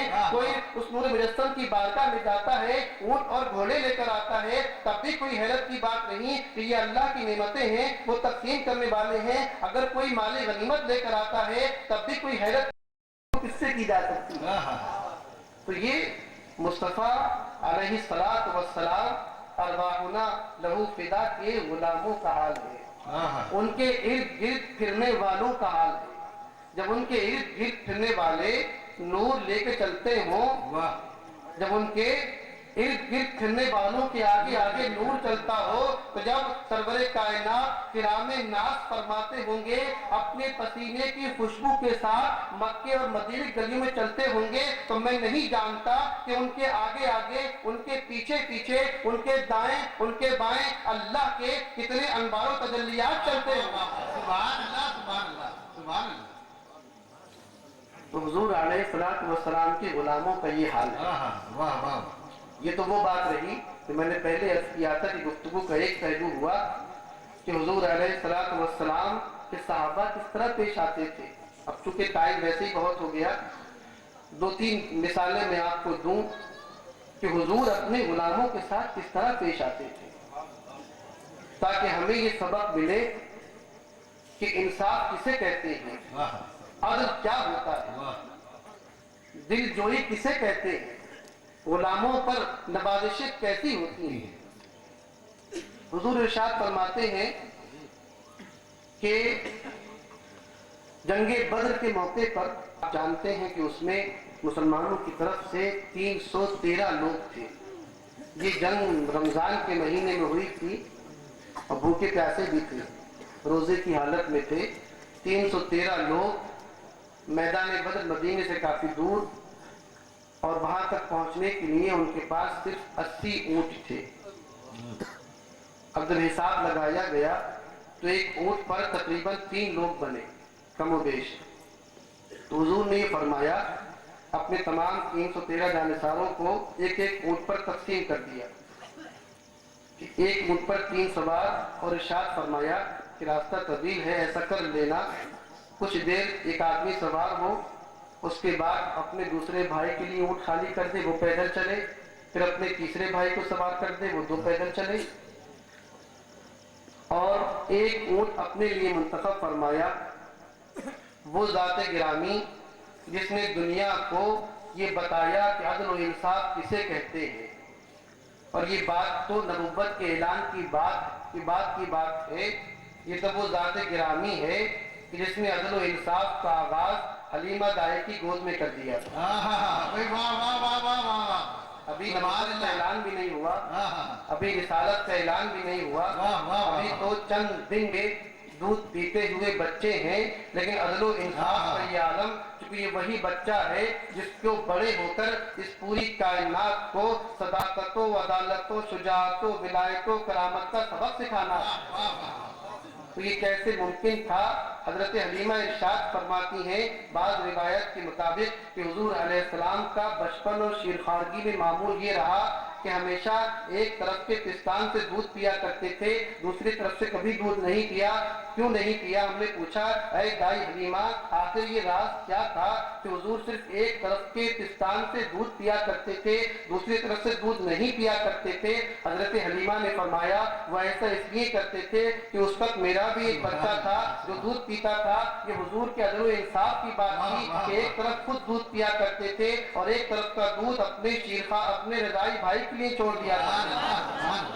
تو جس ذات گرامی نے شیر خارگی کی حالت میں عدل و انصاف کا سبق دیا ہو, تو آج تو نبوت و رسالت کا اعلان ہو چکا ہے, آج تو غزوہ بدر کا دن ہے, اور آج تو وہ فیصلہ کن جنگ ہونے والی ہے جو حق و باطل کے درمیان خط فاصل کھینچنے والی ہے۔ لوگ سمجھ رہے ہوں گے اور آپ نے بھی شاید سمجھا ہوگا کہ ان 80 اونٹوں میں سے 79 اونٹ تو تین تین کر کے بانٹ دیے ہوں گے اور ایک سواری حضور نے اپنے لیے خاص کرنی ہوگی۔ حضور نے فرمایا کہ نہیں، 313 لوگ ہیں، 80 اونٹ ہیں، ایک اونٹ کے اوپر تین تین آدمی آ رہے ہیں، ایک اونٹ لاؤ، اس پر میں بھی سوار ہوں گا، اس پر میرا بھائی علی بھی سوار ہوگا اور اس پر ابو لبابہ بھی سوار ہوں گے۔ واہ واہ 3 لوگ تھے۔ اب مجھے بتائیے، خیر نکلے تو حضرت ابو لبابہ اور حضرت علی نے عرض کیا کہ یا رسول اللہ آپ تشریف رکھیں، اور کیوں نہ عرض کرتے کہ یہ تو اونٹ کی بات تھی، اگر معاملہ یہ ہوتا، خدا کی قسم یہ تو اونٹ پیش کرنے کی بات تھی، اگر معاملہ یہ ہوتا کہ آج سرور کائنات مدینے سے میدان بدر کی طرف اپنے صحابہ کے کندھوں اور پیٹھ پر بیٹھ کر جائیں گے، میں یقین سے کہتا ہوں جنگ بدر تو جو ہوئی وہ ہوئی، صرف اسی بات پر آپس میں تلواریں چل جائیں۔ ہر صحابی یہ چاہتا کہ کاش کہ یہ شرف مجھے حاصل ہو جائے، میرے ناتواں کندھوں کو یہ شرف حاصل ہو جائے کہ سرور کائنات اس پر سوار ہو جائے۔ یہ تو اونٹ پیش کرنے کی بات۔ نکلتے ہی نرس کے یا رسول اللہ آپ اونٹ پر تشریف رکھیں۔ آپ بیٹھے، حضرت ابو لبابہ اور حضرت علی یہ اونٹ کی لگام پکڑ کر آگے چلے، اور کیا بات یاد آئی کہ اے علی بڑے خوش قسمت ہو، ارے یہ لگام، یہ مقام آپ کا نہیں، یہ حصہ آپ کا نہیں، مصطفیٰ کی سواری کی لگام پکڑنا اے علی تمہارا کام نہیں، یہ تو جبریل امین کا حصہ ہے، یہ تو سید الملائکہ کا حصہ ہے، یہ تو روح الامین کا حصہ ہے، یہ تو روح القدس کا حصہ ہے۔ بڑے خوش قسمت ہو کہ کام جبریل کا اور علی تم کر رہے ہو، کام جبریل امین کا ابو لبابہ آپ کر رہے ہیں، بڑی قسمت کی بات ہے۔ کچھ دور تک آگے چلے، حضور نے فرمایا کہ علی اونٹ کو روک دو۔ اب کیا رسول اللہ کیا ہوا؟ کہ نہیں اونٹ کو روکو۔ اونٹ کو روکا گیا، آپ نے فرمایا کہ اب کچھ دیر کے لیے علی تم سوار ہو جاؤ، میں پیدل چلوں گا۔ حضرت علی نے ہاتھ جوڑ لیے ہوں گے، پیر پکڑ لیے کہ یا رسول اللہ کہ کیا فرما رہے ہیں کہ اگر علی یہ بھی نہ کر سکا کہ اپنے آقا کو کچھ دیر کے لیے آرام پہنچا دے، اور پھر آرام پر ایک بار اور نظر آ گیا جب حضور اور حضرت علی اور آرام یہ تینوں لفظ ایک جگہ آئے تو ایک سرسبز بحر اور نظر آ گیا۔ ارے یہ علی تو وہ علی ہیں جو حضور کے آرام کی خاطر اپنی نماز قضا کر سکتے ہیں، یہاں تو پیدل چلنے کی بات۔ تو یہ علی تو وہ علی ہیں جو محض حضور کے آرام کی خاطر اپنی عصر کی فرض نماز قضا کر سکتے ہیں، یا تو صرف پیدل چلنے کی بات کا نہیں۔ حضور آپ تشریف رکھیں۔ ابو لبابہ نے عرض کیا ہوگا کہ آپ تشریف رکھیں۔ حضور نے فرمایا، اور جو 2 جملے فرمائے وہ قیامت تک آنے والے تمام منصفین اور عدالت کرنے والوں کے لیے درس و سبق ہیں کہ اگر عدل کرنے والا ہو تو ایسا، انصاف کرنے والا ہو تو ایسا، اگر کوئی آقا اپنے غلاموں پر نوازشیں کرنے والا آقا ہو تو ایسا، اپنے چاہنے والوں کی دلجوئی کرنے والا ہو تو ایسا، کہ حضور نے فرمایا اے علی ما انتما باقوا منی، اے علی اور اے ابو لبابہ تم ظاہری طاقت میں مجھ سے زیادہ طاقتور نہیں ہو، تم مجھ سے زیادہ طاقتور نہیں ہو، تم پیدل چلو گے تو تھک جاؤ گے، کچھ دیر تم بیٹھ جاؤ۔ اب حدیث یہ نہیں بتاتی کہ اس کے بعد ہوا کیا، اور یا میں نے پڑھا نہیں ہوگا اس کی بات کا معاملہ، مجھے فی الحال ذہن میں ہی وہ بات کہ پھر وہ بیٹھے یا نہیں بیٹھے، لیکن جو بھی کیا ہو، اگر بیٹھے ہوں تب بھی حضرت علی کی جیت، نہ بیٹھے ہوں تب بھی آپ کے مقام کا اظہار، اگر بیٹھ گئے ہوں تو کوئی بے ادبی نہیں، حضور کے حکم کی فرما برداری اور حضور کے حکم کی فرما برداری کا جو مقام، اور اگر نہ بیٹھے ہوں تو یہ حضور کا ادب تب بھی علی کو بے شک۔ اور یہ پھر ایک اور بات یاد آ گئی، کبھی کبھی دیکھیے ایسا ہوتا ہے، اگر میں آپ سے یہ پوچھوں، بات بیچ میں محبت کی آئی تھی، محبت کے اظہار کی بات آئی تھی نا بیچ میں، کچھ لوگ محبت کا مفہوم بہت چھوٹا سمجھتے ہیں، بس نمازیں پڑھو یہی حضور سے محبت کی علامت، ارے اس کے علاوہ اور کوئی محبت کا اظہار نہیں ہو سکتا۔ پھر صحیح بخاری اٹھائیے، مجھے ایک اور حدیث یاد ہے، اور صحیح مسلم بھی۔ دیکھیے محبت کیا کیا کروا لیتی ہے۔ اگر میں آپ سے یہ پوچھوں کہ اگر کسی شخص کو حضور کہیں کہ تم ایسا کرو اور وہ یہ کہے کہ میں ایسا نہیں کروں گا، گناہگار تو ہٹائیے، کیا وہ مسلمان باقی رہے گا؟ حضور اس سے فرمائے کہ تم ایسا کرو کہ یا رسول اللہ میں ایسا نہیں کروں گا، ایمان باقی رہے گا؟ لیکن اس آسمان میں چشم حیرت سے ایک منظر یہ بھی دیکھا ہے، حدیبیہ کی وادیاں آج بھی اس حیرت ناک منظر کی گواہ ہے۔ وہ کیکر کا درخت جس کو شجر بیت رضوان کہا جاتا ہے، وہ اس بات کا گواہ ہے کہ ایک واقعہ ایسا بھی رونما ہوا کہ حضرت علی مرتضیٰ سے حضور نے فرمایا کہ علی ایسا کرو، اور صحیح بخاری مسلم کی حدیث دے رہا ہوں، حضور نے فرمایا کہ علی ایسا کرو، کہ رسول اللہ میں ایسا نہیں کر سکتا۔ علی کا ایمان رہا یا چلا گیا؟ حضرت علی کا ایمان رہا یا چلا گیا؟ ارے میں تو یہ کہتا ہوں کہ محض اس جواب کے اوپر حضرت علی کے ایمان میں جو جلا پیدا ہوئی ہے، جو کیفیت پیدا ہوئی ہے، جو پختگی پیدا ہوئی ہے، اور جو حضور علیہ السلام سے جو محبت، جو تعلق، جو ربط کا اظہار ہوا ہے، وہ اسی جواب کا حصہ ہے۔ بے شک، سبحان اللہ سبحان اللہ۔ معاملہ یہ تھا کہ جب مکہ والوں سے صلح کا معاہدہ ہونے لگا تو وہ سہیل بن عمرو ایک صاحب تھے، وہ آئے، وہ لکھنے لگے، حضرت علی سے فرمایا کہ علی تم یہ معاہدہ لکھو۔ وہ لکھنے بیٹھے، حضور نے لکھا، فرمایا کہ لکھو کہ یہ بسم اللہ الرحمن الرحیم، یہ لکھو۔ آپ نے لکھا بسم اللہ الرحمن الرحیم۔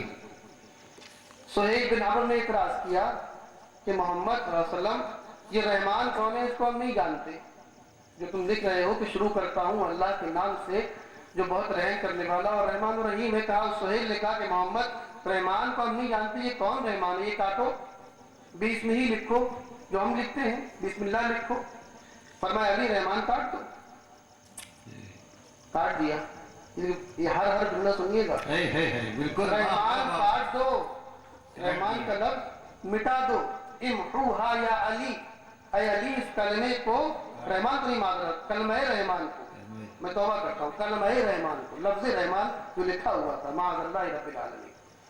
فتوے ہم بھی خوب جانتے ہیں، سارے پیکرے آتے ہیں ہمیں، اگر سبقت لسانی ہو جائے فوراً توبہ کر لیں۔ بے شک، رحمان کو کاٹنے والا آج تک اس دنیا میں پیدا ہی نہیں ہوا، اس کو مٹانے والا کون پیدا ہوا، کون اس کو مٹا سکتا ہے؟ تو رحمان کو معاذ اللہ نہیں، لفظ رحمان جو لکھا ہوا تھا، کلمہ رحمان جو لکھا ہوا تھا، حضرت علی نے بات مان لی، لفظ رحمان کو مٹا دیا۔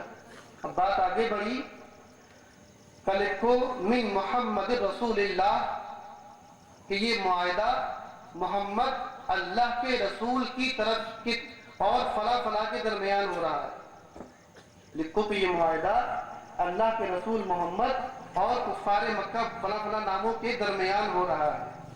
اس پر پھر اعتراض کیا سہیل نے کہ بھائی سارا جھگڑا تو اسی بات کا ہے، سب لڑائی تو اسی بات کی ہے کہ ہم ان کو اللہ کے رسول مانتے ہی کب ہیں؟ اگر اللہ کا رسول مان لیں تو جھگڑا ہی ختم ہو جاتا۔ علی یہ نہیں چلے گا، یہ لکھو کہ عبداللہ کے بیٹے محمد کی طرف سے، محمد ابن عبداللہ کی طرف سے، مجھے یہ بتائیے کہ حضور عبداللہ کے بیٹے نہیں ہیں؟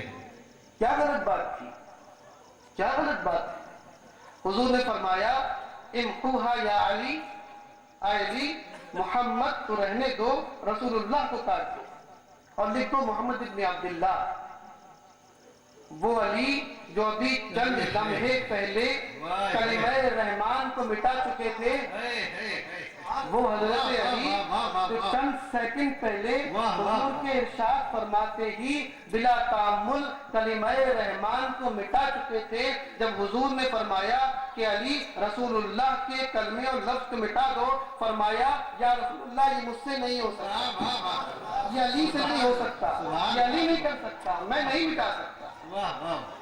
یہ تو شرک ہو گیا نا بہت بڑا، اور کفر بھی ہو گیا معاذ اللہ، بلکہ پتہ نہیں شرک سے بھی بڑی کوئی چیز ہو گئی۔ شرک تو برابری کو کہتے ہیں، شرک تو جب ہوتا کہ وہ مٹا دیتے یا دونوں کو نہیں مٹاتے، تو یعنی جو معاملہ کلمہ رحمان کے ساتھ کیا وہی معاملہ کلمہ رسول اللہ کے ساتھ کیا تو شرک بنتا۔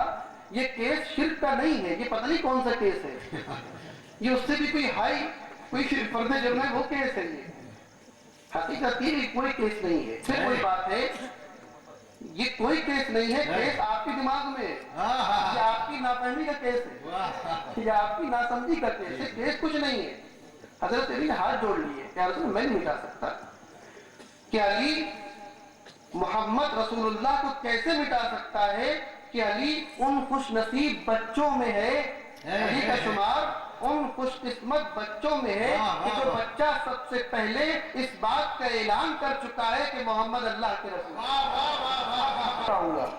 تو کوئی بات نہیں، مجھے بتاؤ یہ کلمہ کہاں لکھا ہے؟ حضور امی تھے، امی کا مطلب یہ ہے کہ دنیا والے کسی انسان کی اتنی اوقات نہیں اور یہ منہ نہیں کہ وہ درسگاہ الہی کے طالب علم کو کچھ پڑھا سکے۔ ایک بڑی بیوقوفی کی بات یہ ہے کہ جب لفظ امی آتا ہے تو اس کا ترجمہ ان پڑھ کیا جاتا ہے۔ لفظ امی کا ترجمہ ان پڑھ کیا جائے تو ٹھیک ہے، اگر اب ہر لفظ کا ترجمہ ہی کیا جانا چاہیے تو لفظ نبی کا ترجمہ کیوں نہیں کرتے؟ اگر ہر لفظ کا ترجمہ کیا جانا ضروری تو لفظ نبی کا ترجمہ کیوں نہیں کرتے؟ لغت کی کتاب اٹھا کر دیکھو، عربی کی ڈکشنری اٹھا کے دیکھو کہ اگر امی کا لفظی معنی لٹرل میننگ ان پڑھ ہے تو ٹھیک ہے، لیکن نبی کا ترجمہ دیکھو، نبیون نبع ینبع سے بنا ہے اور نبیون کا لٹرل میننگ لفظی ترجمہ غیب کی خبر دینے والا ہے۔ تو ٹھیک ہے، آج سے یا تو یہ کیا جائے کہ نبی کا ترجمہ بھی غیب کی خبر دینے والا کیا جائے، امی کا ترجمہ بھی ان پڑھ کیا جائے، یا پھر یہ کیا جائے کہ نہ امی کا ترجمہ کیا جائے نہ نبی کا ترجمہ کیا جائے۔ بھئی یہ کیا چیز ہے کہ جس چیز میں جس لفظ کے ترجمے میں سرور کائنات کی حیثیت آپ کی نظر میں کم ہو رہی ہو اس کا ترجمہ کرنے کو آپ تیار، اور جس لفظ کے ترجمے میں سرور کائنات کی حیثیت آپ کی نظر میں بڑھ رہی ہو اس کا ترجمہ کرنے کے لیے قلم کی سیاہی خشک ہوئی جا رہی ہے۔ دراصل یہ قلم کی سیاہی کی خشکی کی بات نہیں ہے، قلم میں سیاہی ختم نہیں ہوئی، آپ کا نور بصیرت ختم ہو گیا ہے، آپ کے ایمان میں آپ کی ایمان کی روشنائی ختم ہو گئی۔ ورنہ جو قلم بلا تعمل امی کا ترجمہ ان پڑھ کر دیا کرتا ہے، آخر نبی کا ترجمہ غیب کی خبر دینے والا کرتے ہوئے کیوں رک رہا ہے؟ کیا اسی پر فیصلہ ہو جانا چاہیے؟ اسی پر فیصلہ ہو جانا چاہیے۔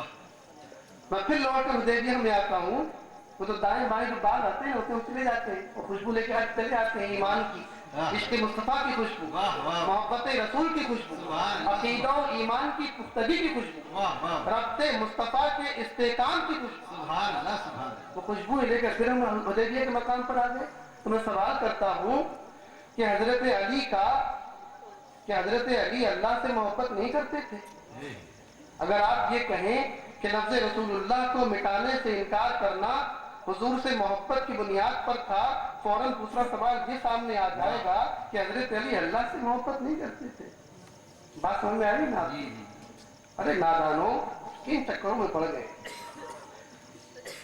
کہ اگر حضرت علی نے حضور کے نام کے آگے رسول اللہ کاٹنے سے انکار، لفظ رسول اللہ سے انکار کر دیا تو یہ آپ کی محبت کا اظہار تھا، اور آپ نے اگر دیکھنے والوں کی نظر میں اگرچہ آپ نے حضور کی نافرمانی کی اور اس کے نتیجے میں علی کے ایمان پر اثر ہو جانا چاہیے تھا، لیکن یاد رکھو اور کان کھول کر سن لو کہ یہ نافرمانی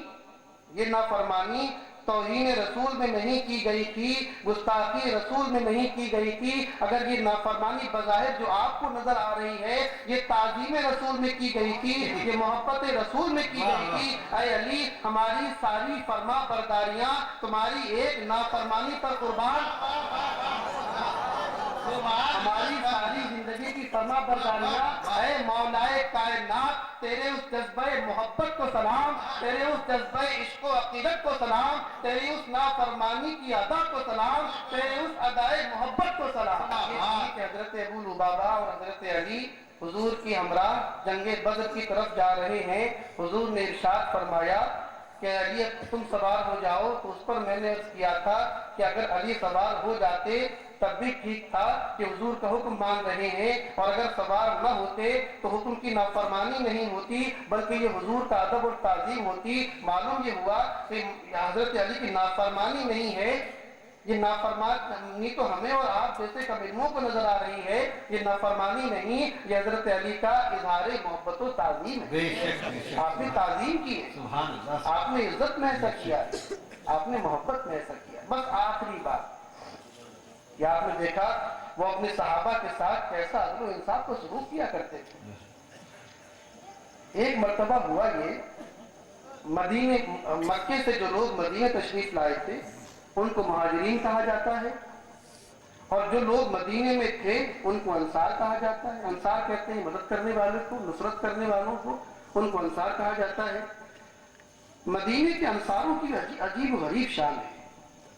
وہ قوم، وہ جماعت جس کو قرآن نے یہ مرتبہ دیا کہ ان کے بارے میں اعلان کر دیا کہ رضی اللہ تعالی عنہ ورضوا عنہ، کہ اللہ ان سے راضی ہو گیا، وہ اللہ سے راضی ہو گئے۔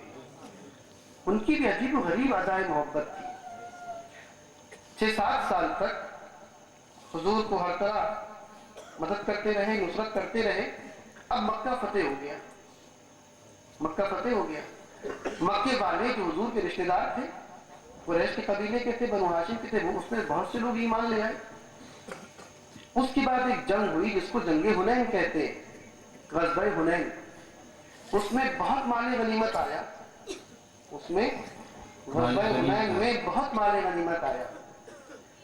حضور نے تقسیم فرمانا شروع کیا، اور وہ لوگ جو ابھی نئے نئے مسلمان ہوئے تھے، مکہ والے اور حضور کے خاندان والے قریش، ان کو آپ نے بہت عطا فرمایا۔ 100 اونٹ، 200 اونٹ عطا فرمانا شروع کر دیا غزوہ حنین کے مال غنیمت۔ کیا بات، واہ واہ۔ انصار کو کچھ نہیں دیا، اور کچھ کو دیا تو بہت کم دیا۔ اب بعض انسان ہے، کچھ انصار کے دل میں یہ بات ذرا عجیب سی لگی کہ کل تک تو یہ یہاں آئے تھے، انہی لوگوں نے ان کو نکال دیا تھا، خیال آیا ہوگا بشری تقاضے کے تحت اب یہ فتح ہو گیا، ان کے خاندان والے آگے تو ان کو ہم نواز رہے ہیں، ہماری کوئی حیثیت نہیں، شاید یہ خیال آیا ہو۔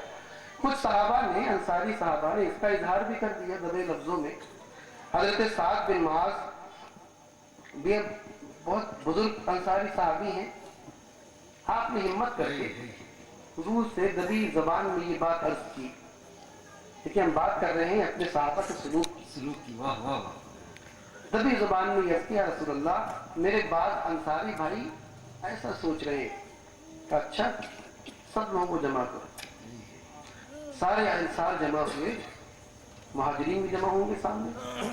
حضور نے خطبہ ارشاد فرمایا، وہ خطبہ تاریخ عدل و انصاف میں ایسا گوہر تابدار ہے کہ اس کی چمک کا مقابلہ کوئی انصاف کا موتی نہیں کر سکتا۔ عدل و انصاف کا کوئی موتی اس گوہر تابدار کے کی چمک اور انجلائیت کا مقابلہ نہیں کر سکتا۔ حضور نے خطبہ ارشاد فرمایا، اے انصار، یا معشر الانصار، اے میرے انصاری غلاموں، علم آتکم ضلالا فہداکم اللہ بھی، کہ یہ بات سچ نہیں کہ جب میں تمہارے پاس آیا تھا تو تم گمراہ تھے، اور میری وجہ سے اور میرے آنے کی برکت سے اللہ نے تمہیں ہدایت دی، کہ یہ بات درست نہیں ہے۔ پھر فرمایا وَعَالَةً وَأَغْنَاكُمُ اللَّهُ بِي، اور تم تنگ دست تھے، تم غریب تھے، نادار تھے، اور میری وجہ سے اللہ نے تمہیں غنی کر دیا۔ کہ یہ بات درست نہیں ہے؟ خاموش۔ پھر فرمایا وَأَعْدَاءً فَأَلَّفَ بَيْنَ قُلُوبِكُمْ، اور تم لوگ آپس میں دشمن تھے اور میری وجہ سے اللہ تبارک و تعالیٰ نے تمہارے دلوں میں الفت و محبت ڈال دی۔ جب یہ آپ نے فرمایا تو انصاریوں نے ایک جملہ عرض کیا، اور وہ جملہ ہمارے لیے تو بڑی تقویت ایمانی کا باعث، مگر بعض کم علموں کے لیے وہ اتنا بھاری جملہ ہے کہ اس میں نہ جانے کتنے شرک نظر آتے ہیں۔ انہوں نے کہا اللہ ورسولہ امن و افضل، کہ یا رسول اللہ، اللہ اور اس کا رسول بہت احسان اور نعمتیں کرنے والے اور بہت افضل ہیں۔ میں پوچھنا چاہتا ہوں، اللہ اکبر کہتے ہو، اگر کوئی یہ کہہ دے اللہ اکبر و محمد اکبر تو شرک ہوگا کہ نہیں ہوگا؟ کہ اللہ کو جو اکبر کہا اور محمد کو بھی اکبر کہہ دیا؟ کچھ تو جاہل ایسے پڑے ہیں، ہمارے ہندوستان میں اکثر نام ہوتے ہیں محمد عاصم، محمد عتیق، محمد اکبر، نام ہوتے ہیں نا، محمد اکبر، محمد اصغر نام ہوتے ہیں۔ ایک صاحب کا نام محمد اکبر تھا، وہ حج کرنے کے لیے گئے۔ جب ایئرپورٹ پر انہوں نے اپنا پاسپورٹ دیا امیگریشن کے لیے، تو وہاں جو صاحب بیٹھے ہوئے تھے ان کو شرک کی ایسی خطرناک بیماری تھی اور ایسا انفلوئنزا تھا شرک کا کہ پاسپورٹ ہاتھ میں لیا کہ واللہ اللہ محمد اکبر واللہ ھذا شرک اللہ اکبر۔ یعنی نادان محمد اکبر کہہ رہا ہے حالانکہ اللہ اکبر ہے۔ ارے بیوقوف، آپ سمجھی بات میری؟ وہ بیچارے کا نام تھا محمد اکبر، اس کا نام تھا محمد اکبر، وہ سمجھے یہ تو شرک ہے، ابھی اللہ اکبر ہے نا، یہ محمد کو اکبر کہہ رہا ہے۔ ارے بیوقوف، تو ایسے ایسے شرک کا سبق دینے والے مفتی پڑے گئے دنیا میں۔ تو انصاریوں نے عرض کیا کہ یا رسول اللہ، اللہ ورسولہ امن و افضل۔ امن کہتے ہیں منت احسان کرنے والے کو، تو جس منت کے ساتھ انصاریوں نے اللہ کے بارے میں کہا کہ اللہ بڑا احسان کرنے والا ہے اور اللہ کا رسول بھی احسان کرنے والا ہے اور اللہ بھی افضل ہے، اس کا رسول بھی افضل ہے۔ نہ کسی نے شرک کا فتویٰ لگایا، نہ کسی کی نظر میں اللہ ورسولہ امن و افضل کہنے میں کوئی خرابی نظر آئی۔ اگر آج کہہ دیا جائے کہ اللہ ورسولہ عالم، اللہ اور اس کا رسول بہتر جانتے ہیں، تو کچھ لوگوں کے دل میں شرک کی اینٹھن ہو جاتی ہے، پیٹ میں شرک کا مرور ہو جاتا ہے کہ ارے اللہ جاننے والا ہے، رسول کو عالم کیوں کہہ رہے ہو؟ ارے نادانو، یہ تو باتیں ہم نے صحابہ سے سیکھی ہیں، یہ ادائیں تو ہم نے مصطفیٰ کے غلاموں سے سیکھی ہیں۔ اللہ و رسول امن و افضل، لیکن وہ انصاف کرنے والا رسول، انہوں نے اعتراف کر لیا کہ نہیں حضرت آپ صحیح فرما رہے کہ واقعی جب آپ تشریف لائے تو ہم گمراہ تھے، آپ کے آنے کی برکت سے اللہ نے ہمیں ہدایت دی۔ جب آپ تشریف لائے تو ہم تنگ دست تھے، آپ کے آنے کی برکت سے اللہ نے ہمیں غنی کر دیا۔ یہ سب درست ہے، لیکن حضور نے فرمایا الا تجیبونی یا معاشر الانصار، تم مجھے جواب کیوں نہیں دیتے؟ میری اس بات کا جواب کیوں نہیں دیتے؟ حالانکہ تم جواب دے سکتے ہو، جو کچھ میں نے کہا اس کے جواب میں تم کہہ سکتے ہو۔ پھر فرمایا اما واللہ لو شئتم لقلتم فلصدقتم ولصدقتم، خدا کی قسم اگر میری اس بات کے جواب میں تم کوئی بات کہو تو سچی بات کہو گے، میں تمہاری تصدیق کروں گا۔ پھر خاموش، تو فرمایا کہ تم اگر چاہو تو یہ کہہ سکتے ہو، اور اگر کہو گے تو صحیح کہو گے کہ اے محمد صلی اللہ علیہ وسلم اتینا مکذبا فصدقنا، کہ رسول خدا اس دن کو یاد کیجئے کہ جب آپ کو جھٹلا کر بھیجا گیا تھا تو ہم نے آپ کی تصدیق کی تھی۔ یا رسول اللہ، آپ ہمارے پاس جھٹلائے ہوئے آئے تھے، لوگوں نے آپ کو جھٹلا دیا تھا، فصدقنا، تو ہمیں لوگوں نے آپ کی تصدیق کی۔ تم چاہو تو کہہ سکتے ہو کہ اتینا مخذولا فنصرناک، کہ یا رسول اللہ آپ ہمارے پاس اس حال میں آئے تھے کہ آپ کا کوئی معاون نہیں تھا، کوئی مدد کرنے والا انسانوں میں نہیں تھا، تو ہم نے آپ کی مدد کی۔ تم کہہ سکتے ہو لقلتم لصدقتم، اگر تم کہو تم سچ کہو گے، یہ بات درست ہے۔ طریقاً فآویناک، جب ہمارے درمیان آپ آئے تو آپ اپنے گھر سے نکالے ہوئے تھے، شہر سے نکالے ہوئے تھے، پھر ہم نے آپ کو پناہ دی. تم کہہ سکتے ہو عائلاً فآسیناک، اور آپ تنگ دست تھے، آپ کے صحابہ تنگ دست تھے، تو ہم نے آپ کو تسلی دی، آپ کو اپنے مال و دولت میں سے آپ کو حصہ دیا. تم کہہ سکتے ہو. جب یہ فرمایا اب سب خاموش.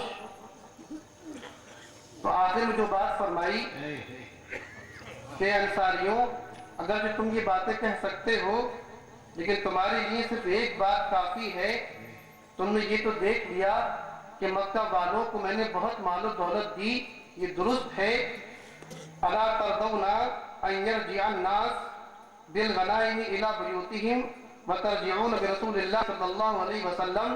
اے انصاریوں، کہ تم اس بات پر راضی نہیں ہو کہ مکے والے اپنے ساتھ مال و دولت لے جائیں اور تم اپنے ساتھ اپنے گھروں کو اللہ کے رسول کو لے جاؤ. راضی نہیں ہو کہ مکے والے اپنے ساتھ اونٹوں کی دولتیں لے جائیں، گھوڑوں کی دولتیں لے جائیں، درہم و دینار کی دولتیں لے جائیں، اور تم وہ دولت لے جاؤ، ایسی دولت لے جاؤ کہ ویسی دولت اللہ نے پیدا ہی نہیں کی. دوسری کوئی دولت اس دولت صحبت مصطفیٰ کا مقابلہ نہیں کر سکتی. وہ کون سی دولت ہے؟